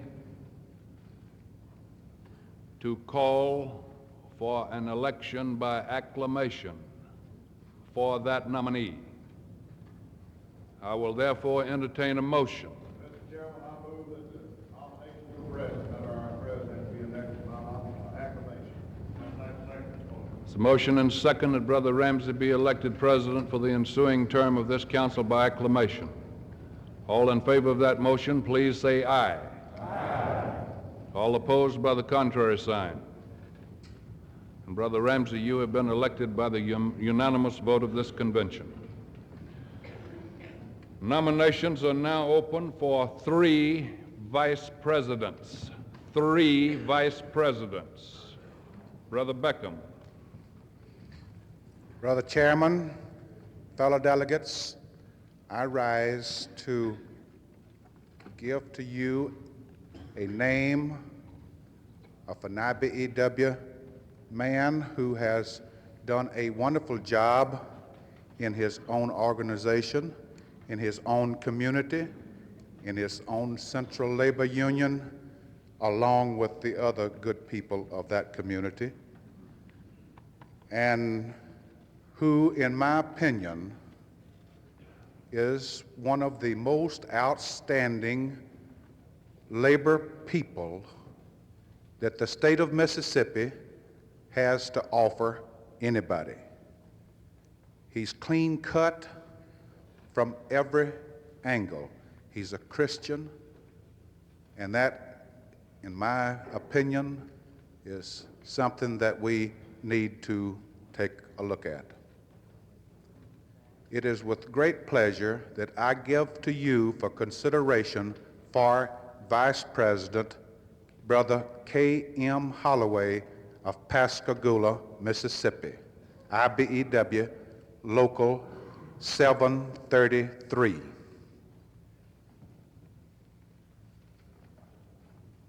Mr. Chairman. Brother Schaefer. I rise to place in nomination the name of a man whom I have had the pleasure of assisting in his work as a Vice President of the Labor Council. Certainly it is one of the most necessary jobs that the Council participates in. He is presently Chairman of Carpenters Local 1471, Jackson, Mississippi. He is a member of Robertson Street Baptist Church and a Christian, believe it or not, in spite of some of the things that he has encountered in legislature. I'd like to place in nomination M.E. Red Ferguson for Vice President, Mississippi Labor Council. Mr. Chairman, Ray Hoff, Chairman of the Natchez Central Labor Council. At this time, I'd like to place in nomination for Vice President of this council a man who needs no introduction, a man who served this council faithfully since it's been organized, and a man who served the laboring people of Mississippi unceasingly, and unquestioned. His integrity as a man is unquestioned, and his honesty is unquestionable. A man who I have had the privilege of working with through the Natchez Central Labor Council for the past 2 years that we've been organized, and any time that I've called upon this man for any assistance whatever, he has responded, and with any question I had to ask, he would come forth with an answer and help me, and he would come down and work with us at any time, day or night. This man has worked with this labor council, state labor council, for the past 4 years,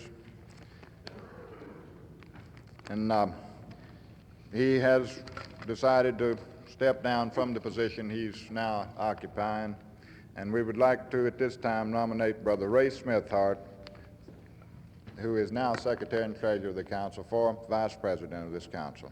Thank you. Mr. Chairman. Go ahead, brother. At this point, I would like to place the name of a personal friend of mine, a young man in the labor movement who has been a vice president of this organization during the ensuing term. His duty was public relations. During last summer's campaign, most of you people will probably remember it. I guess if you went to all of these political rallies, you probably saw James Clark more than any other person. Every town I went to, he's the first person I would see. If you have noticed, this convention, he has been able to get reasonable and fair news coverage. At this point, I would like to offer for your serious consideration Brother James Clark from CWA Laurel, Mississippi, as a Vice President of this Council. Thank you, sir. Are there further nominations for Vice President? For the second time, are there further nominations for Vice President? For the third and last time, are there further nominations for Vice President? Hearing none, the chair declares nominations are closed. Brother Holloway, do you accept? Yes, sir. Brother Ferguson, do you accept? I will. Brother Smithhart, do you accept? Brother Jim Clark, do you accept? Mr. Chairman, Brother Clark is with the senator and is unable to be here at this point. All right, we will consider. As far as I know, he will accept, yes. We will but I'd let consider him speak that he for is himself. accepted. Nominations are now open for Secretary-Treasurer. Mr. Chairman. Brother Gray. This afternoon, I would like to place a nomination for Secretary and Treasurer, a man who certainly stands out in my mind as being a wonderful person as far as we go in union work. I think that he is one of our better citizens of the state of Mississippi. Most all of you know him. You've had contact with him. This brother has been president of his local, number 563 ACWA, for the past 4 terms. I feel sure that we have confidence in him because that is one of the largest locals in the state, and I feel that when that many people place confidence in you for 4 terms, certainly you deserve consideration. Brother Knight was on the lobbying committee for 1 session during this horrible bill that passed, they called the Right to Work bill, one that left scars on most of us, I think. He is at the present time our vice president in this organization, and I do believe that he will make one of our best officials that we've ever had in this organization. At this time, I would love to place Brother Tom Knight's name for nomination for the Secretary and Treasurer. Thank you. Brother Thomas Knight has been nominated. Are there further nominations? Excuse me, he is with the senator, and I'm sure that he will accept. However, he will return in a few minutes, so we'll have to let him tell you that. Are there any further nominations for Secretary-Treasurer? For the second time, are there further nominations?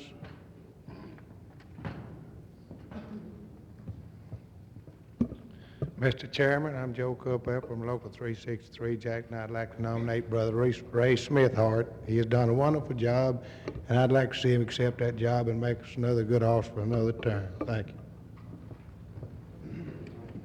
Now, I don't want to be in the position of creating any controversy, but Brother Smithhart has accepted nomination as Vice President. Now, I wonder if he would want to clear this up in one manner. I don't think he can run for both under the Constitution.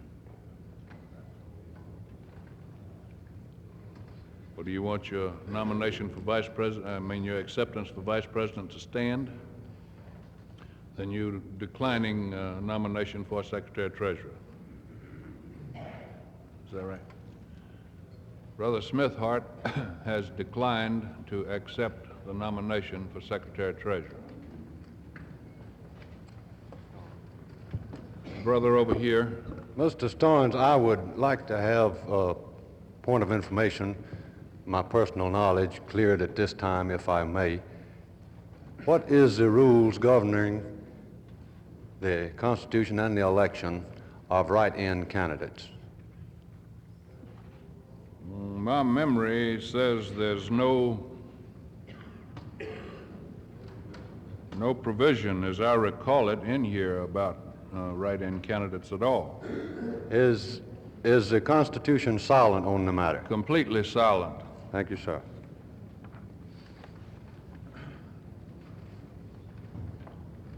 Are there further nominations for Secretary-Treasurer? For the second time, are there further nominations?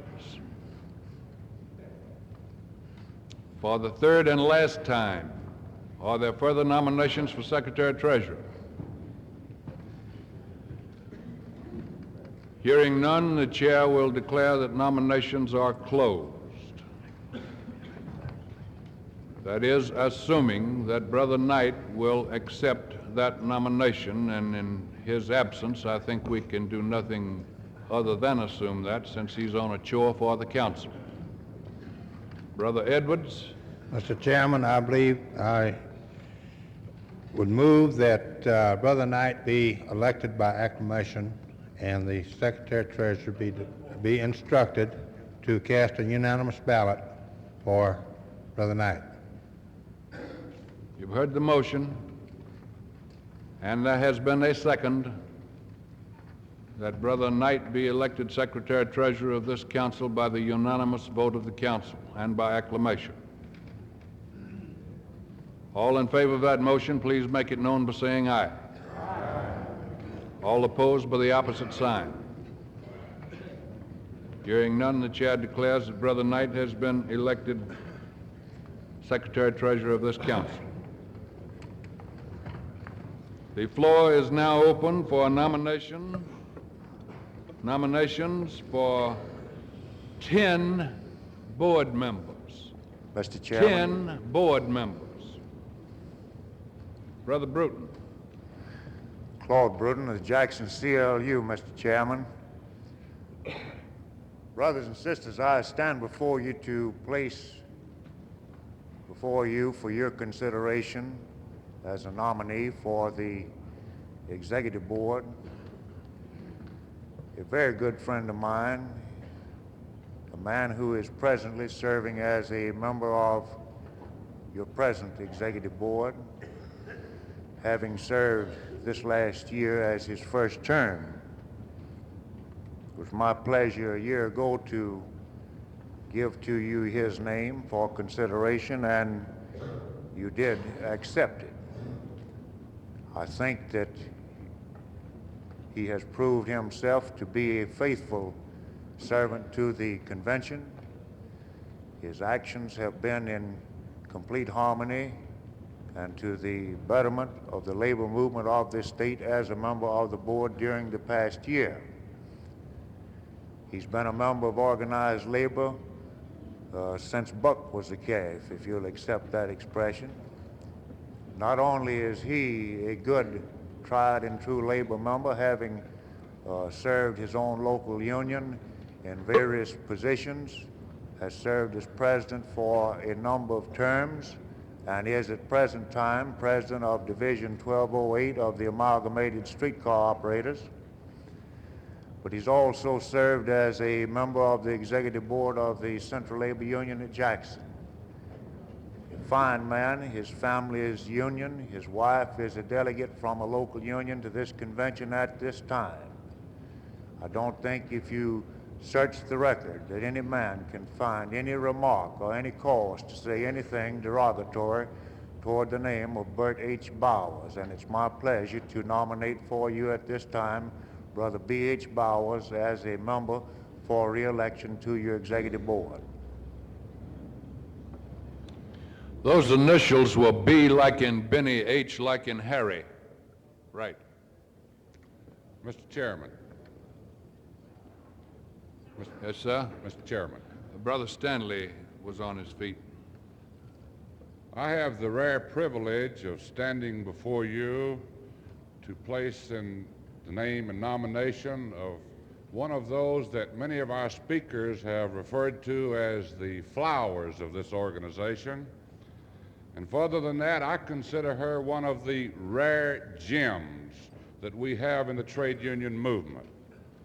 I've had the privilege and the pleasure to work with this person for several years in our own organization. And then she has worked and labored for many long years in behalf of her local. She served as secretary-treasurer of the local, secretary of the local for many terms. She's currently holding that job. She's secretary of the credit union in the state of Mississippi for telephone employees. She has been a member of the Communications Workers of America's Bargaining Policy Committee, has served as a member of a special insurance study committee. Last year at the convention, you delegates saw fit to elect her as a member of the executive board of the Mississippi Labor Council. She has demonstrated to all of you present her tremendous talents, her ability to get a job done. She is one of the hard-working members of the executive board. She's one of those people that has an inexhaustible supply of talents and energies, and it's indeed a pleasure for me to place in nomination the name of a personal friend, Mrs. Doris Kelly of the Communications Workers of America.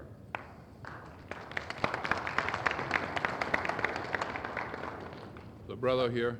Mr. Chairman, Ray Huff, Chairman of the Natchez Central Labor Council. At this time, I'd like to place a nomination for executive board, a man from Natchez who has served as the chairman of his local union, the Papermakers Local in Natchez, for a number of years, who is presently a member of the executive board of the Mississippi Labor Council, who was former chairman of the Natchez Central Labor Council, and a man who is on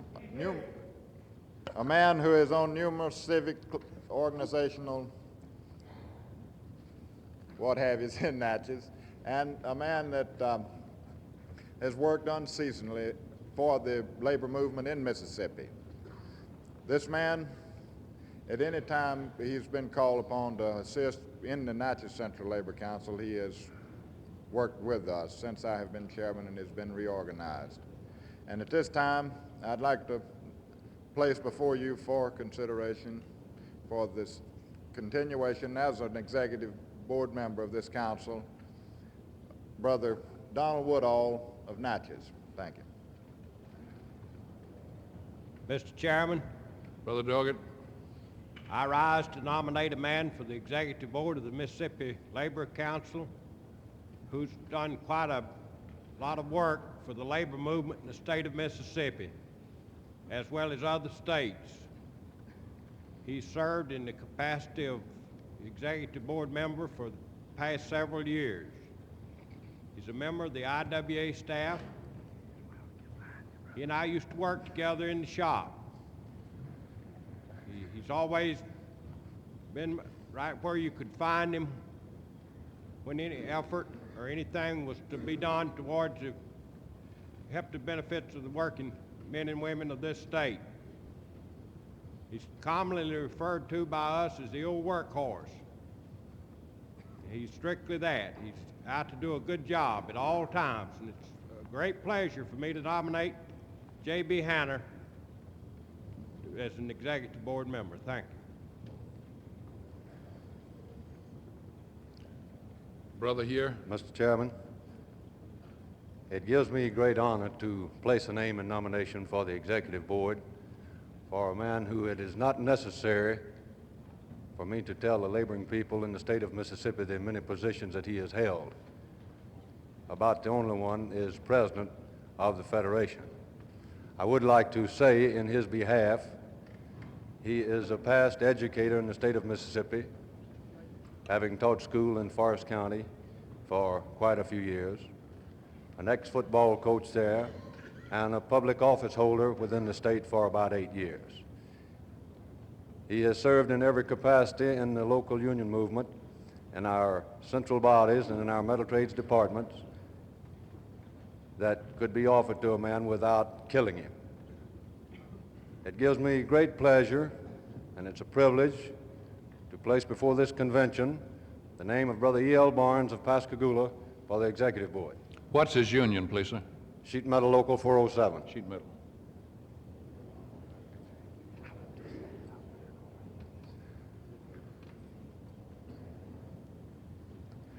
The sister over here.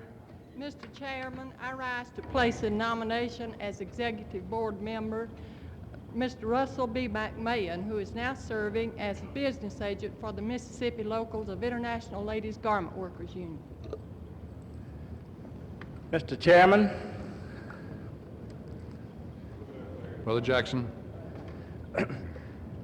The person that I'm going to place in nomination, I believe, needs no introduction to this convention. She served on the executive board of the Mississippi Labor Council for the past several years. She's always been active in her hometown of Meridian, Mississippi. Without any further ado, I place in name of nomination Mrs. Frida Guyton, ACWA Local 779, Meridian, Mississippi. Thank you, sir.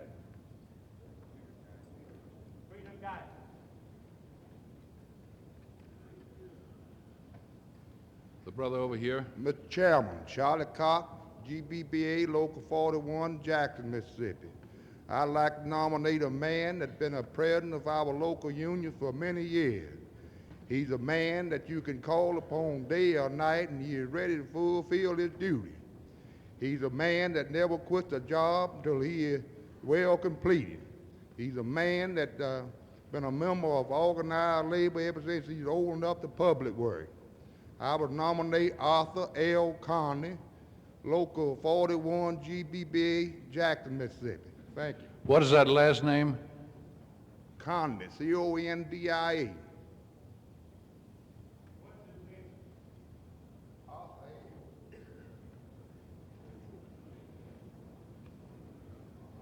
Brother Beckham. Brother Chairman and fellow delegates, I rise again to give to you a name of an IBEW member who needs no introduction other than just his name. You've seen him work here today. You've seen him work last year, the year before, and all of you old people in the old state Fed saw him work year in and year out. He is considered by his own local union, along with his co-worker, as the best business agents, team of business agents in any local union within the borders of this state. I have known this good brother for a long time and consider him a upstanding young man, able, willing, and ready to go. Brother C.E. Jack Schaefer of IBEW 605, Jackson, Mississippi. Mr. Chairman. Brother Upton. B.R. Upton, Jackson, Mississippi. I rise to place a nomination of a man who most of you know, I believe. He's from in the north central part of the state, from Columbus, Mississippi. He's a man that's been very active in the labor movement throughout the state, and especially in the Columbus, Aberdeen, West Point, Starksville area. He's formerly an executive board member, has been chairman of the Resolutions Committee for the last 2 sessions, Secretary of Business Agent for the Carpenters Union in Columbus, and he's doing an excellent job. He's president of the Building Trades Council in that area and also president of the Central Labor Union. I place in nomination the man, and I hope that you'll give serious consideration because he has the qualifications, and I think that all who know him will certify to that. That's Mr. Marvin E. Taylor from Columbus.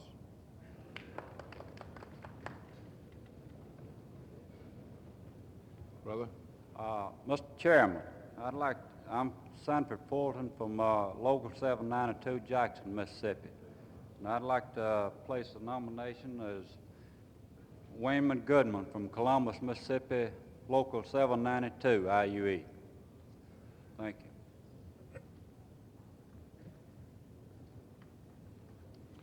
Okay. Mr. Chairman, I'm Alfred Roney, Local 554, Law, Mississippi. I'd like to place W.A. Stevens on that from Local 707, Corinth, Mississippi. Thank you.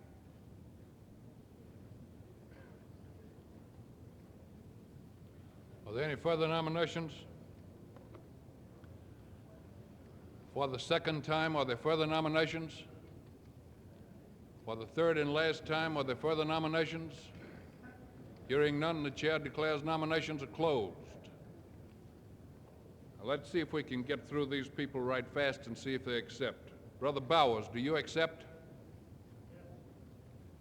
Doris Kelly, do you accept? She may be with one of the groups. Okay, they say she accepts. Donald Woodall, do you accept? James Hanna, do you accept? E.L. Burns, do you accept? Brother Burns, okay. Brother Russell McMahon, do you accept? Frida Guyton. Arthur L. Condia.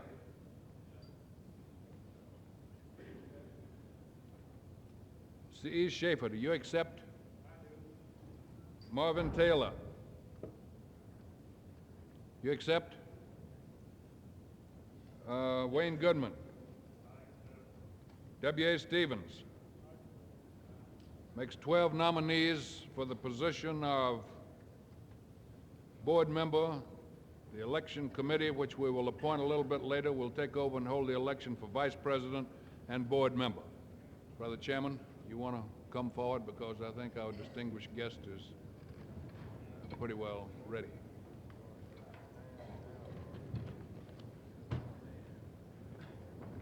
Thank you, Brother Starnes. You did a magnificent job, and you come in just under the wire.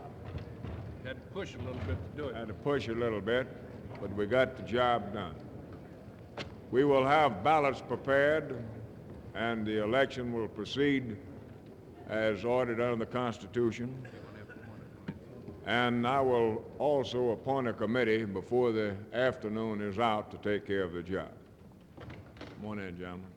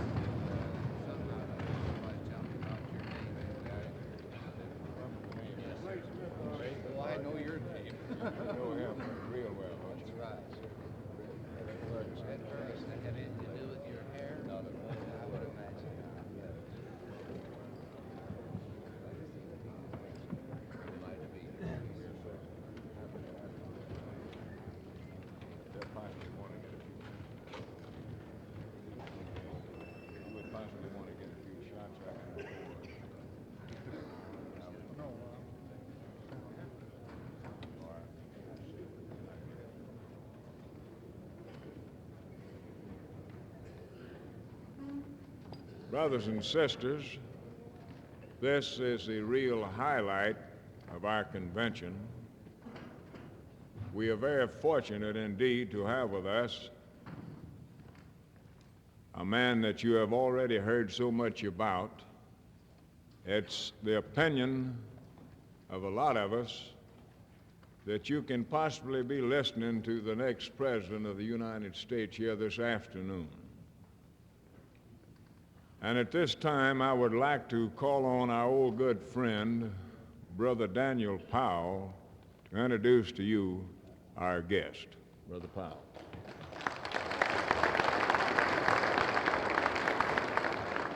Thank you, Brother Ramsey. Brothers and sisters and fellow politicians. It's not often that I have the pleasure of introducing a United States Senator. Coming out, I asked Vance, I says, what sort of introduction do you want me to give you? He says, well, remember, there are two types of introductions. There's one where you warm up the audience, and the other where you wear them out. So I'm going to try to give him one of these warm-up introductions. 1952, I was in the state of Indiana, working in the presidential campaign in the United States Senate race. One day in the hotel in Evansville, my telephone rang.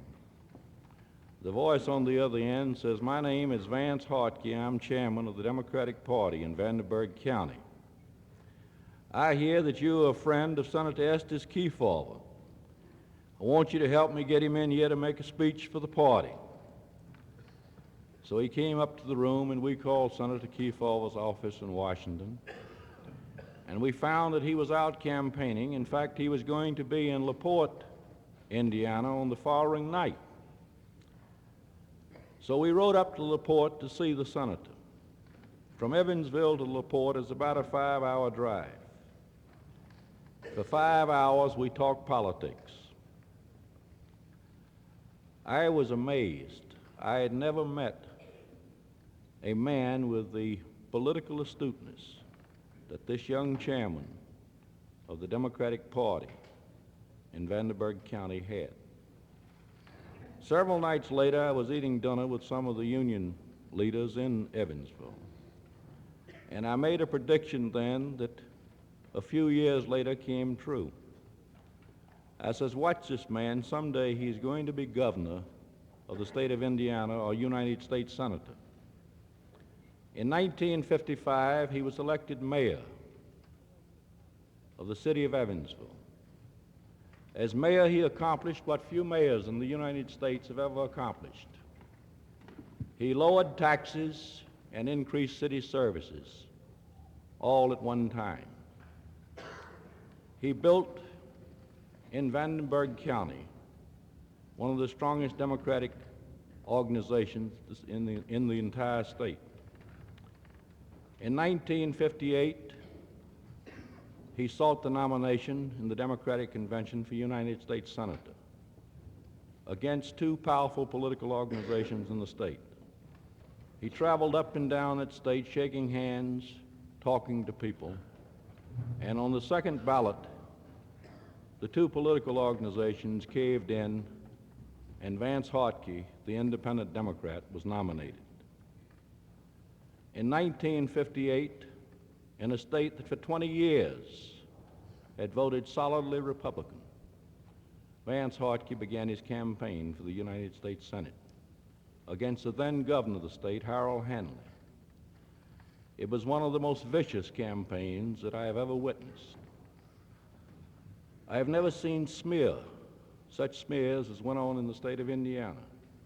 For example, in Indianapolis, where the two daily papers are owned by Eugene Pulliam, one of the Republican bosses of the state, for the last 10 days of the campaign, a streamer had on the front page each day an attempt to smear Hartke. Don't let Walter Reuther take over Indiana. Vote against Hartke or vote Republican. A continual stream of smear and abuse with little money but a lot of energy. he conducted the most vigorous campaign that the people of Indiana have ever seen.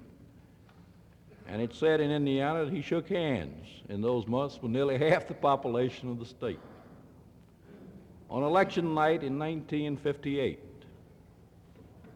he won by an overwhelming vote, 242,000 majority in a state that for 20 years had been Republican, the biggest Democratic majority in the history of the state. There were 12 counties in Indiana that since the formation of the Republican Party in 1856 had never voted Democratic when the vote was in every one of those 12 counties. For the first time in history, had gone Democratic. In the 2 years that Senator Hartke has been in the United States Senate, he has made an amazing record. He has a perfect labor voting record in the United States Senate, a perfect farm voting record. His term in the Senate that he has just begun promises to be one of the most remarkable among the senators. As Claude Ramsey says, someday I think that the people of Mississippi will have the good fortune to be able to cast a ballot for this man for President of the United States. So without further ado, it's my privilege and my pleasure to present to you my friend and the friend of people everywhere, Senator Vance Hartke of Indiana.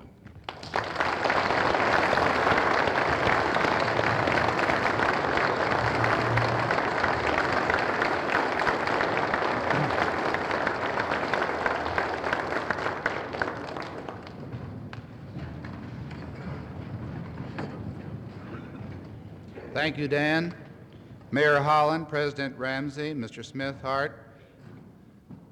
Let me say to you, I've never had such a red carpet treatment in my whole life as I did when I came here to Vicksburg. And I'm delighted to be here in spite of the fact that, frankly, I missed my plane in Fort Wayne, Indiana this morning and have been chasing the one that went ahead of me all the way down here. But we got here in time. I'm not so much of a stranger to Mississippi. I've been in the state once before. That's something. I know my brother lived in Hattiesburg, Mississippi for about 6 years. And I find out by long-distance telephone the other day that a cousin to my father called me and said, "This is Floyd." I said, "Floyd?" He said, "This is Floyd." I said, "All right, Floyd, who are you?" He said, "Well, I'm Floyd Eilert." And he said, "I'm your dad's cousin, and I live in Vicksburg. And I hear you're coming down to visit with us. I want you to know I'm delighted to be here, and I'm looking forward to seeing him. But I'm delighted to be here because you have such nice people as Dan Powell. My goodness, Dan, I don't know, I couldn't have given a better introduction of myself if I had written it as I did.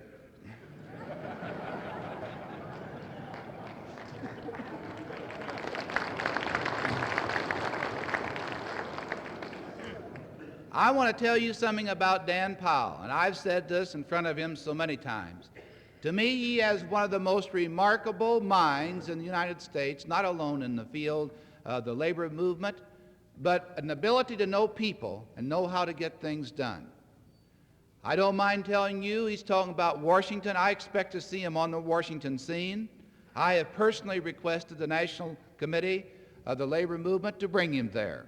And I don't think it's going to be very long until the Area 5 of Cope is going to lose him to Washington. But it will be a greater victory for the labor movement when he does. To me, he is one of the outstanding people in your own organization. He is interested in things for people. He knows how to get things done. And this is the man that I like to work with. Now, Dan, was that all you told me to say about you? Huh?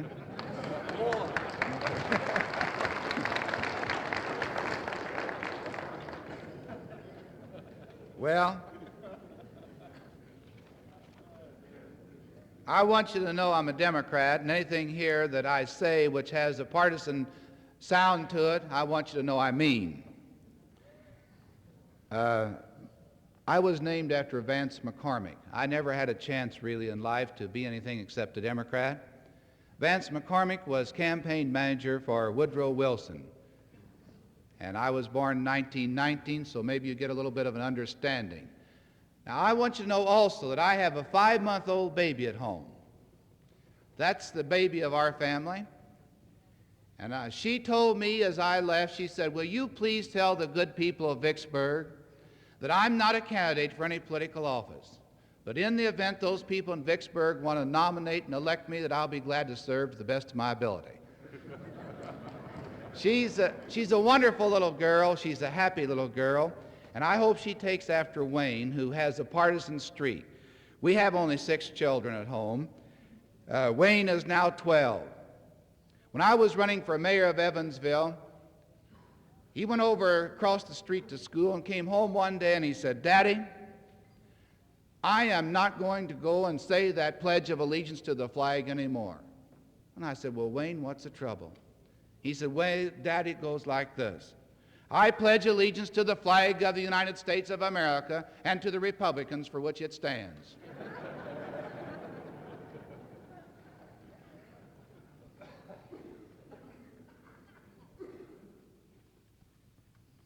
Well, I'm all glad you're so happy. There's really nothing in the world that a person should ever worry about. A person should always be happy. Look for the things in life which are good, not look on the bad side. Really, there's only 2 things in the whole wide world you got to worry about.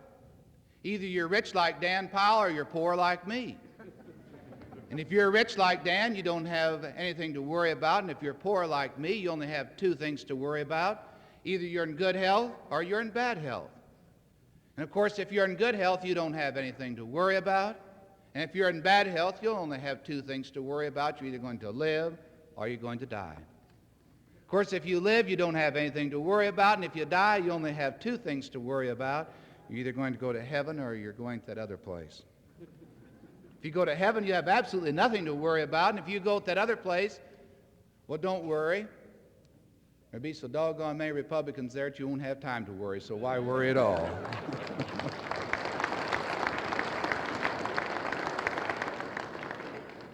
Dan warned me I shouldn't tell you about Nixon. He said I shouldn't talk anything about politics, and I assured him I wouldn't.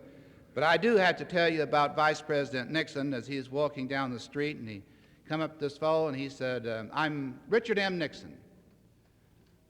I'm Vice President of the United States, and I'm a candidate for President. The fellow looked at him, he said, oh, yes, sir, I've heard of you, sir. You're a great man. He said, I've heard about you. You were born in a log cabin. Nixon said, oh, no. He said, I'm sorry, mister, you've got me wrong. He said, you've got me mistaken. He said, that's Lincoln you were talking about. That wasn't me. He said, you see, I was born in the manger.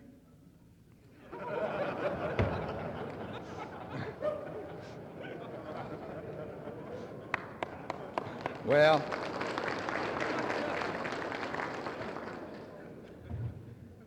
Dan's telling you the truth. I started out in politics in an organization way. And I'd like to talk to you just about what you're trying to do in an organization. What is the aim, and if you're going to keep your ideals and your sights high, or are you willing just to be a part of an organization and go and enjoy the coffee or the bingo, or go and enjoy the fellowship and the friendship of an organization, let it go at that. An organization has to be dedicated to a purpose. And if it doesn't have a purpose, it will soon fail. And the purpose has to be high enough that always it's just a little bit higher than you can reach. Unless you're willing to meet that challenge, you'll never go anyplace. And from what I can see here, Ray Smithart and Claude Ramsey, that you have this purpose, and that you have these ideals, and you have the people who are willing to try to get the things done. Because after all, what you're working for is the benefit of the common man, the benefit of people, not at the expense of other people, but just for the benefit of our whole community and our whole world. And that's why I want to talk about workers of America and this big gap that we have, the pocketbook gap, which we're going to have to close in this country, along with the missile gap and the educational gap and the rest of this gap opus that's going all over the world today. We in the United States of America have always prided ourselves upon this fact that we were the leading country in the world. And we always had a little deep satisfaction inside. You know, I'm a basketball player 30 pounds ago. And as a basketball player, there was always the recognition that you went into a basketball game to win. This didn't mean that you hated the people you were against or playing against, but in a fierce might of competition, you wanted to do the best and put the best into the game that you had.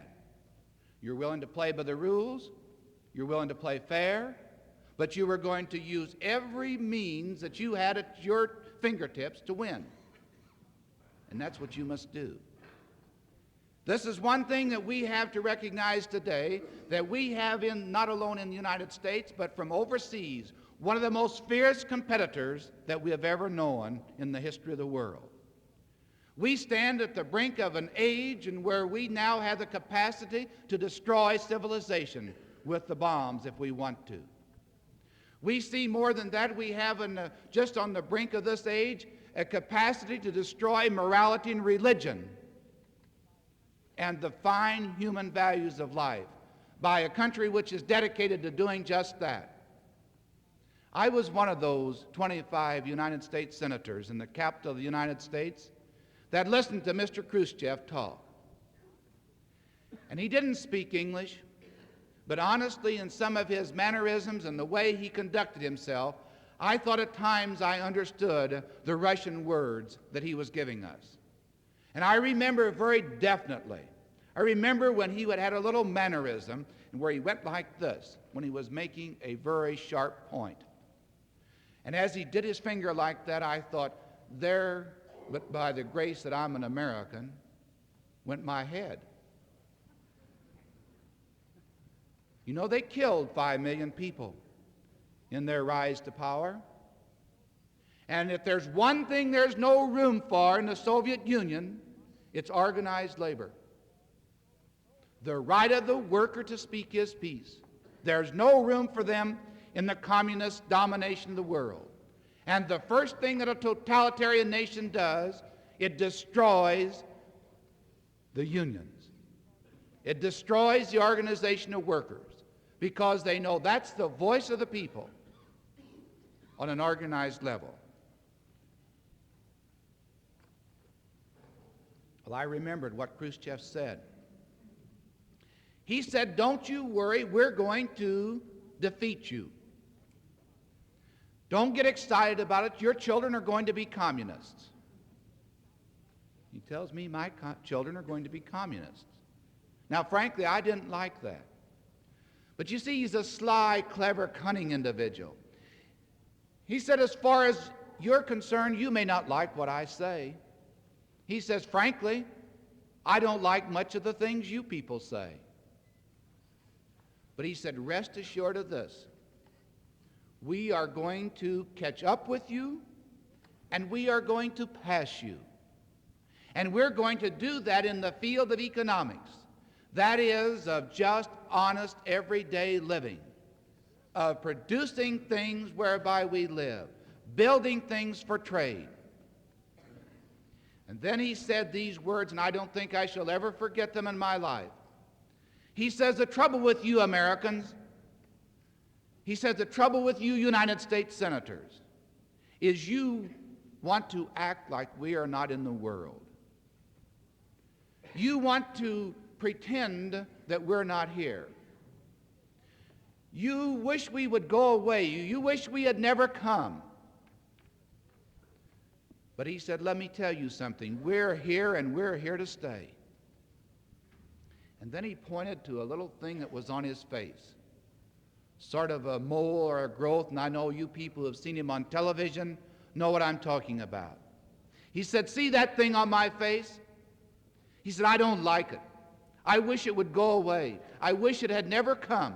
But he said, at least I got enough sense to know that it's there, and I know it's there to stay. And he said, you remember, I'm telling you, we're in this world, and we're in this world to stay. And then he proceeded to outline the program and tell us exactly what he intended to do. He told us how he was going to outproduce us. He told us how he's going to swamp us in trade. He told us how he was going to give his people more things of the good things of life than we had been ever able to have. He said, oh, it's true. He said, we don't have all the fine things you have now. But he said, we're getting our house in order. And I am convinced of this much, if I'm convinced of one thing, that he meant what he said. And he meant that he was going to try to make this country communist. So, if we're going to really meet this challenge, we're going to have to start and get up and go. We're going to have to reassert this spirit of competition, this determination, this will to drive, this ability to get things done, the ability to tell the truth to our people and not be afraid of the truth, the willingness to put our shoulder to the wheel and say that we're going to have to build things for people. We're going to have to provide jobs. And we cannot act like that rabbit or the hare in the old fable when he took a nap while the tortoise just continued to plod ahead slow but sure to the finish line. And I think that the real race in the world today is this thing of economics, this business of jobs and productions and of things for people. I frankly don't think we have to make a choice. I think we can have both butter on our table and guns to defend our country. I think that we can have fins on our automobiles and fancy cars along with ICBMs. I think that we can have hydrogen warheads and fishing tackles. And I think we can have better working conditions and higher production. I don't think we have to make this choice like so many people pretend we have to do. You've heard of Russian roulette, and I know you've heard of this story, where you take a loaded gun with a live shell in it, and you twist it, and you point it at your temple and hope that you don't hit one of the loaded shells.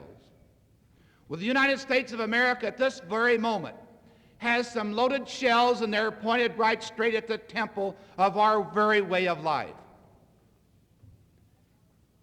One of those big loaded shells which could knock us right straight out of the box in this fierce struggle with the Russians is the high rate of unemployment that exists and continues to exist all over the United States. I'm a member of the Special Select Committee on Unemployment Problems in the United States Senate. I personally went on more field hearings than any of the members of that committee. And Mayor Holland, I want you to know, as I told you, you've got one of the roughest jobs under the sun, being mayor of a city, because you live right day to day with the hearts and minds of the people. I've been the mayor of a city in a community in which the defense business left us, and where automobile plants moved out to build new factories in another area.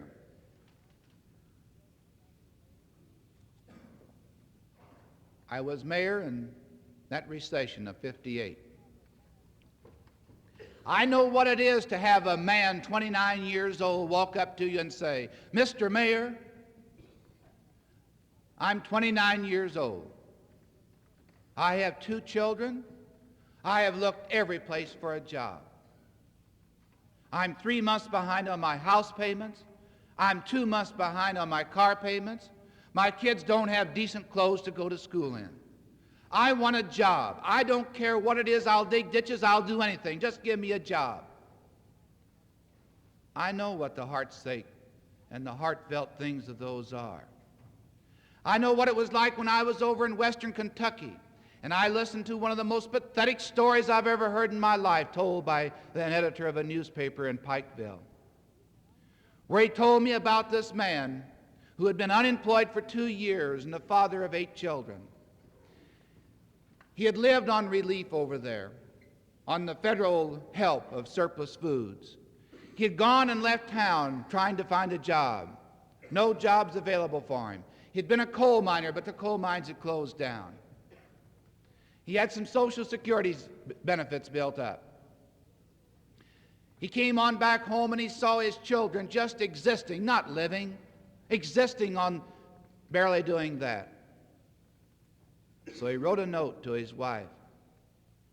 He said, "It's only 3 weeks till Christmas. He said, I've done everything I know how to do. He said, I cannot find a job and I cannot continue to see you people starve. And I'm going to give you the best Christmas present that I know. He took his gun and killed himself so that they could live on his Social Security benefits. This happened in the United States of America in the year of 1958. Over 4 million people looking for work today. 5 4/10% of your people looking for jobs and no place to go. One of the highest rates of unemployment in the world today. One of the lowest, biggest shells that's ever been pointed at any country. But you know what the story is? Secretary of Labor Mitchell last spring, he said, well, if there are not less than 3 million people out of work by October, I'll eat my hat. And then he comes along and eats a hat made of cake. There was another person in history who talked about cake. Marie Antoinette. When they came to her and they said, the people are starving, they have no bread, she said, let them eat cake. I don't think it's becoming to a man in high public office to be cute about people who are suffering. Oh, and then they remember the steel strike. The reason for the unemployment was the steel strike. Just as soon as the steel strike's over, things will get better. Then they caught up on the inventories fast, all kinds of excuses. Then comes March of this year. Unemployment in March ordinarily goes down and the jobs go up. 1960 March was the worst unemployment report since the end of World War II. 300,000 more on the rolls. Employment itself dropped by 250,000. And if it hadn't have been for the fact that we put on 180,000 government workers to take the census, it had been even worse. Now, I've been over to Europe. I've visited in France. They've got less people unemployed in France, where they have 8 times the population of Indiana. They have less people out of work than we have in Indiana. I've been to Western Germany. They have less than 2% of their people out of work, while we have 5 4/10% of our people out of work. England has less than 2% of their people out of work. Sweden, since World War II, has never had more than 2.5% of their people out of work. I'm telling you, this is a loaded pistol gun. This is a loaded shell just right straight at the American people. And if you want to know when the communists were the strongest in the United States, it was at the depth of the recession.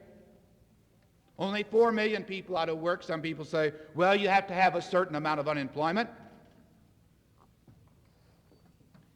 But they come up with this excuse. March, the weather was bad. I don't know what it's going to be in April.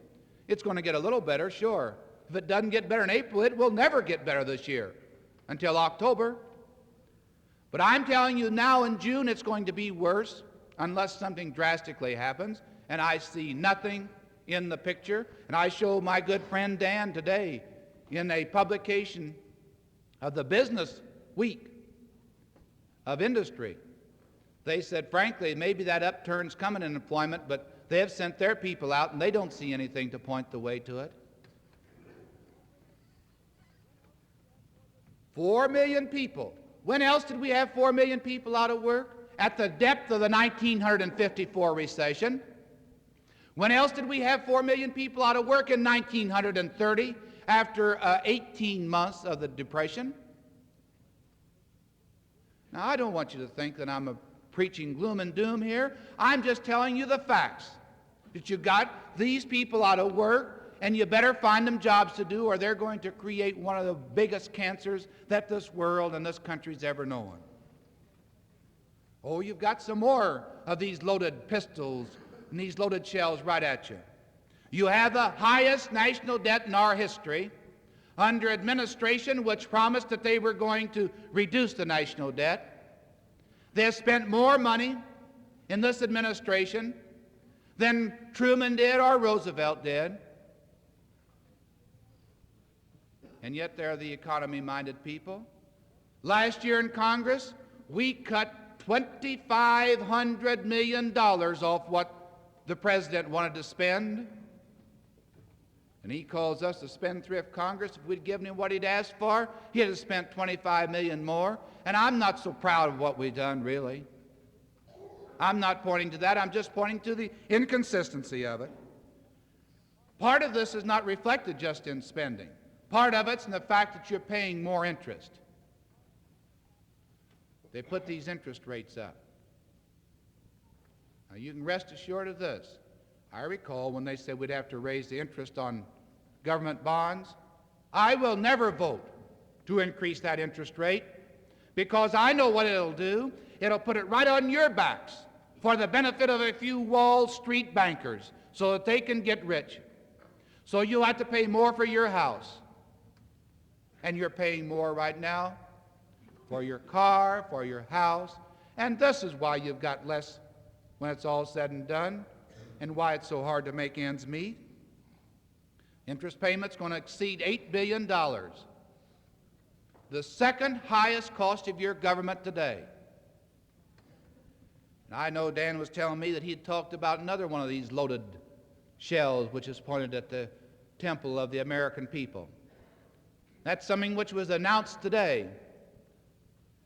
The high cost of living, highest in the history right now, by an administration that you remember, and I know you've heard this so many times from so many people.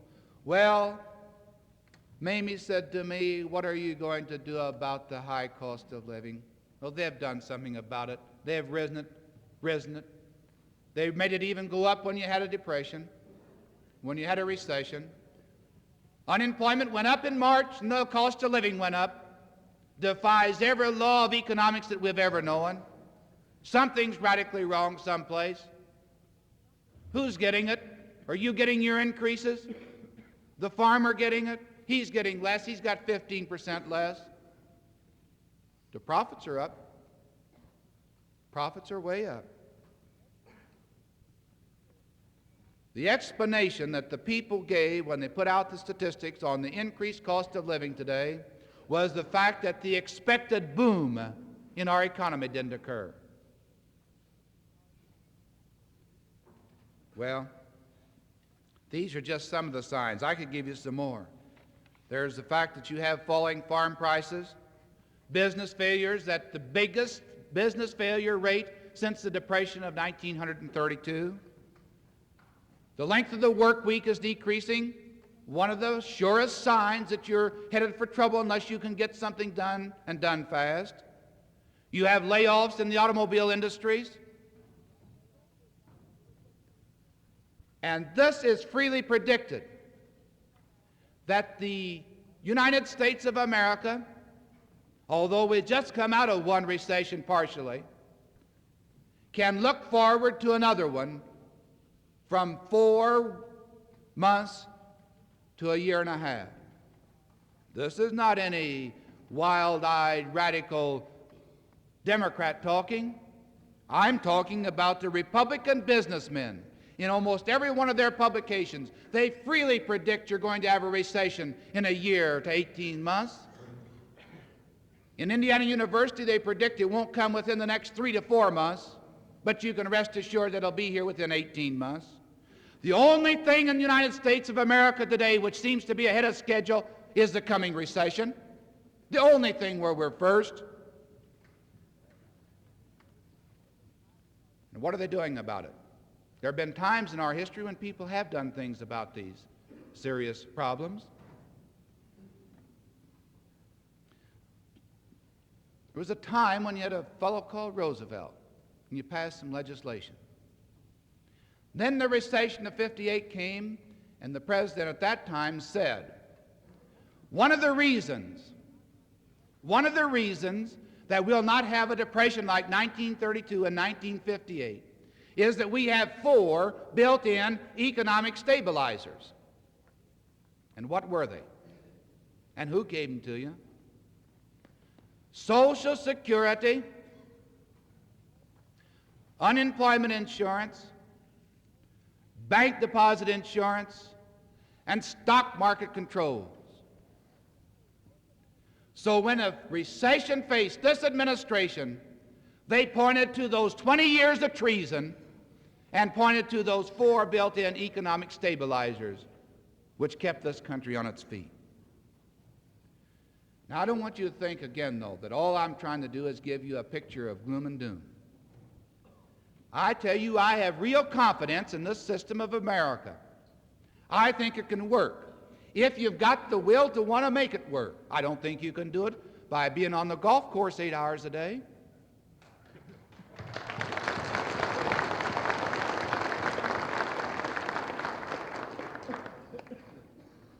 I don't think you can practice diplomacy. Now, I'm 100% for the president visiting, paying visits to these people. But if you've got real problems with other people in the world, just visit them is not going to settle it. It might lay the groundwork for it, but here you are, just about 6 months to go, and he's going out on a great big visit. I'm not opposed to him visiting, but I wish we'd get some more things done. We got some problems at home here, too. And I just don't like to have him take our eyes off some of these problems at home. I want somebody in there who has a determination and a will to do things, to tell the people the truth when the truth has to be told, so that they can start about the job of getting some of these problems solved. You can put these things off, but they're going to come home to roost with you one of these days. And when they come home, they may come home in a way in which you don't like it. You can put these things off, and you don't have to immunize your children, but if you don't, you're apt to get some diseases which are apt to kill them. Oh, you can take the chances. When I was at Indianapolis at a Young Democrat convention, my wife was with me a few years ago. We called home. And I asked Jan as he answered the phone, who's my 14-year-old boy, I said, "Jan's everybody all right?" And he said, "Yes, Daddy, everybody's fine." I said, "No one's sick? No one's sick, everybody's fine." Then he started talking to me about playing baseball. He said, "By the way, Daddy, I cut my arm." I said, "Well, that's too bad." He said, "Had to go to the hospital." And I said, "Well, Jan, what happened?" He said, "Well, I reached for the door, and we had a glass in the door. And as I reached, why, I missed the doorknob and hit the glass and cut my arm on both sides and took 20 stitches. Everybody's all right." Came home the next day, of course, took him in to get his tetanus booster shot. Doctor and I were talking because he wasn't in too much pain. That doctor was getting that needle ready. He had that thing up there, and Jan sitting on a table just about like this. Jan looking up at that needle, and finally the doctor said, "Well, Jan, roll over." He hopped off that table, and he backed up against the wall and threw his arms out. He said, "Doctor, wait a minute." He said, "Let's put this off until tomorrow." Well, we didn't put it off until tomorrow because this was a tetanus booster shot. And you know that if we don't have a tetanus shot and you get an infection, you get lockjaw, and the lockjaw will kill you. And I'm telling you, we cannot continue in America to put off the solution of some of these problems that we have and that I've been talking about here today, like unemployment and high cost of living and increasing our national debt without doing something about it, unless you'll get the most terrific case of lockjaw, which will paralyze us and just open the door for these communists to come in, and they will do it without firing a shot. And where is one of the biggest answers for this? The answer lies in you people here today, the workers of America. You know, there's a tendency by a lot of people to blame working people, and frankly, I think they have been blamed entirely too much. By far, the greatest number of people who are promoting the best interests of this government, of the United States of America, are those people who work with their hands for a living. Labor, in my opinion, is not depressed, ignorant, and unintelligent. I think that it's an active, spirited, enterprising group. Sure, they're seeking their own rewards, as I said, not at the expense of others, but just for the benefit of all. And there is no wise form of government which, in my opinion, if they do not support and stimulate labor to get its aims, that can ever be a successful government in the world. Indeed, I think one of the biggest things that this Constitution of the United States was ever formed was for the very purpose of preventing injury to our working people. And if it's important to prevent them injury from overseas aggression, it's also necessary for them to promote their welfare here at home. And one of these fields in which they tend to blame organized labor is in the field of foreign trade. And you know what they've said, well, the trouble with the American working man, he's pricing himself out of the market. Well, the truth of it is, we are losing in this battle of foreign trade today. I oppose the importation of the Russian automobile. I'm opposed to the importation of the bicycles from Czechoslovakia, where they don't have any labor standards whatsoever. Now, there's some answers to some of these things. We can, if we want to, just permit these sweatshop labor conditions overseas compete with us. One thing that they can do is to roll back the price of labor here if they want to. Well, of course, the net result will reduce our standard of living in the United States, and I don't want that to happen. And I don't think any sane American could advocate such a policy. I think that we could roll back our free society and not give people the rights that they used to have, take away their rights as they started to do under the Landrum-Griffin bill, the Taft-Hartley law. You can keep on taking rights away from people in a free society. And I don't think any sane American can advocate that policy. But they tell you that the trouble is that they've been raising the price of labor here in the United States and not overseas. Is that true? Well, while the imports have been increasing and while our exports have been decreasing, I want to give you some figures. From 1954 to 1958, when this very situation started to occur, the labor costs in the United States rose 3%.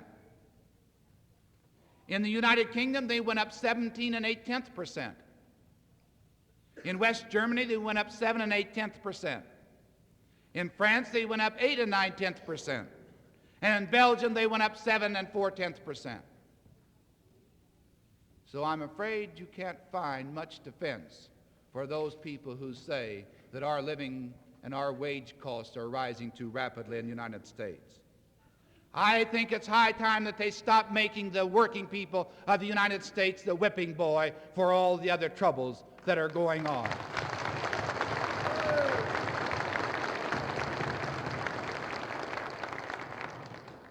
Because frankly, you know and I know that we're not going to participate in the dissolution of the American way of life, because it's a working man who has the most to lose if Russia and the communist way of life succeeds. It's you and I who have the most to lose. And I hope that you people will exercise your good common judgment, exercise your energy, your influence, and your ability to tell the truth in a way in which people can understand it, so that we will elect people to office on a local and a national level who will be willing to give the kind of leadership which is necessary to keep Khrushchev from burying us here at home. This is going to take some courage. It's going to take some unity. You're going to have to be willing to face some adversity and some losses. But I think you've got the ability and the guts and the courage and the willingness and the drive to get this job done. And if I can be any part of helping you to work out this thing so that we can continue to make this world a better place, not alone for ourselves, but for our children and our grandchildren, so we can live in decency and honor, then I will be satisfied that my trip to Vicksburg, Mississippi, has been one of the most enjoyable times of my life.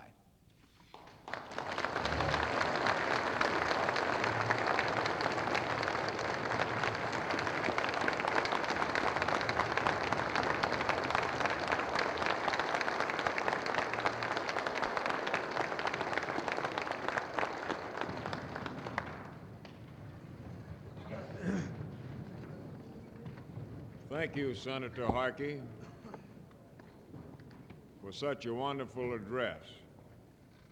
I can assure you that you are speaking before a group of representative Democrats in the state of Mississippi. Even though the labor movement is supposed to be nonpartisan, you understand, we don't have the privilege in the state of Mississippi of having a Republican Party. At least we don't have the privilege of having those people come out in the open where we can see them and identify themselves. The big problem we have in the state of Mississippi is simply this: the Republicans are trying to control and operate within the Democratic Party. And I want to say again that it's a real pleasure to have you with us. We sincerely hope that you can stay for the rest of our convention and be with us. We are satisfied that with people such as yourself sitting in the Congress of the United States, that the common people have nothing to worry about.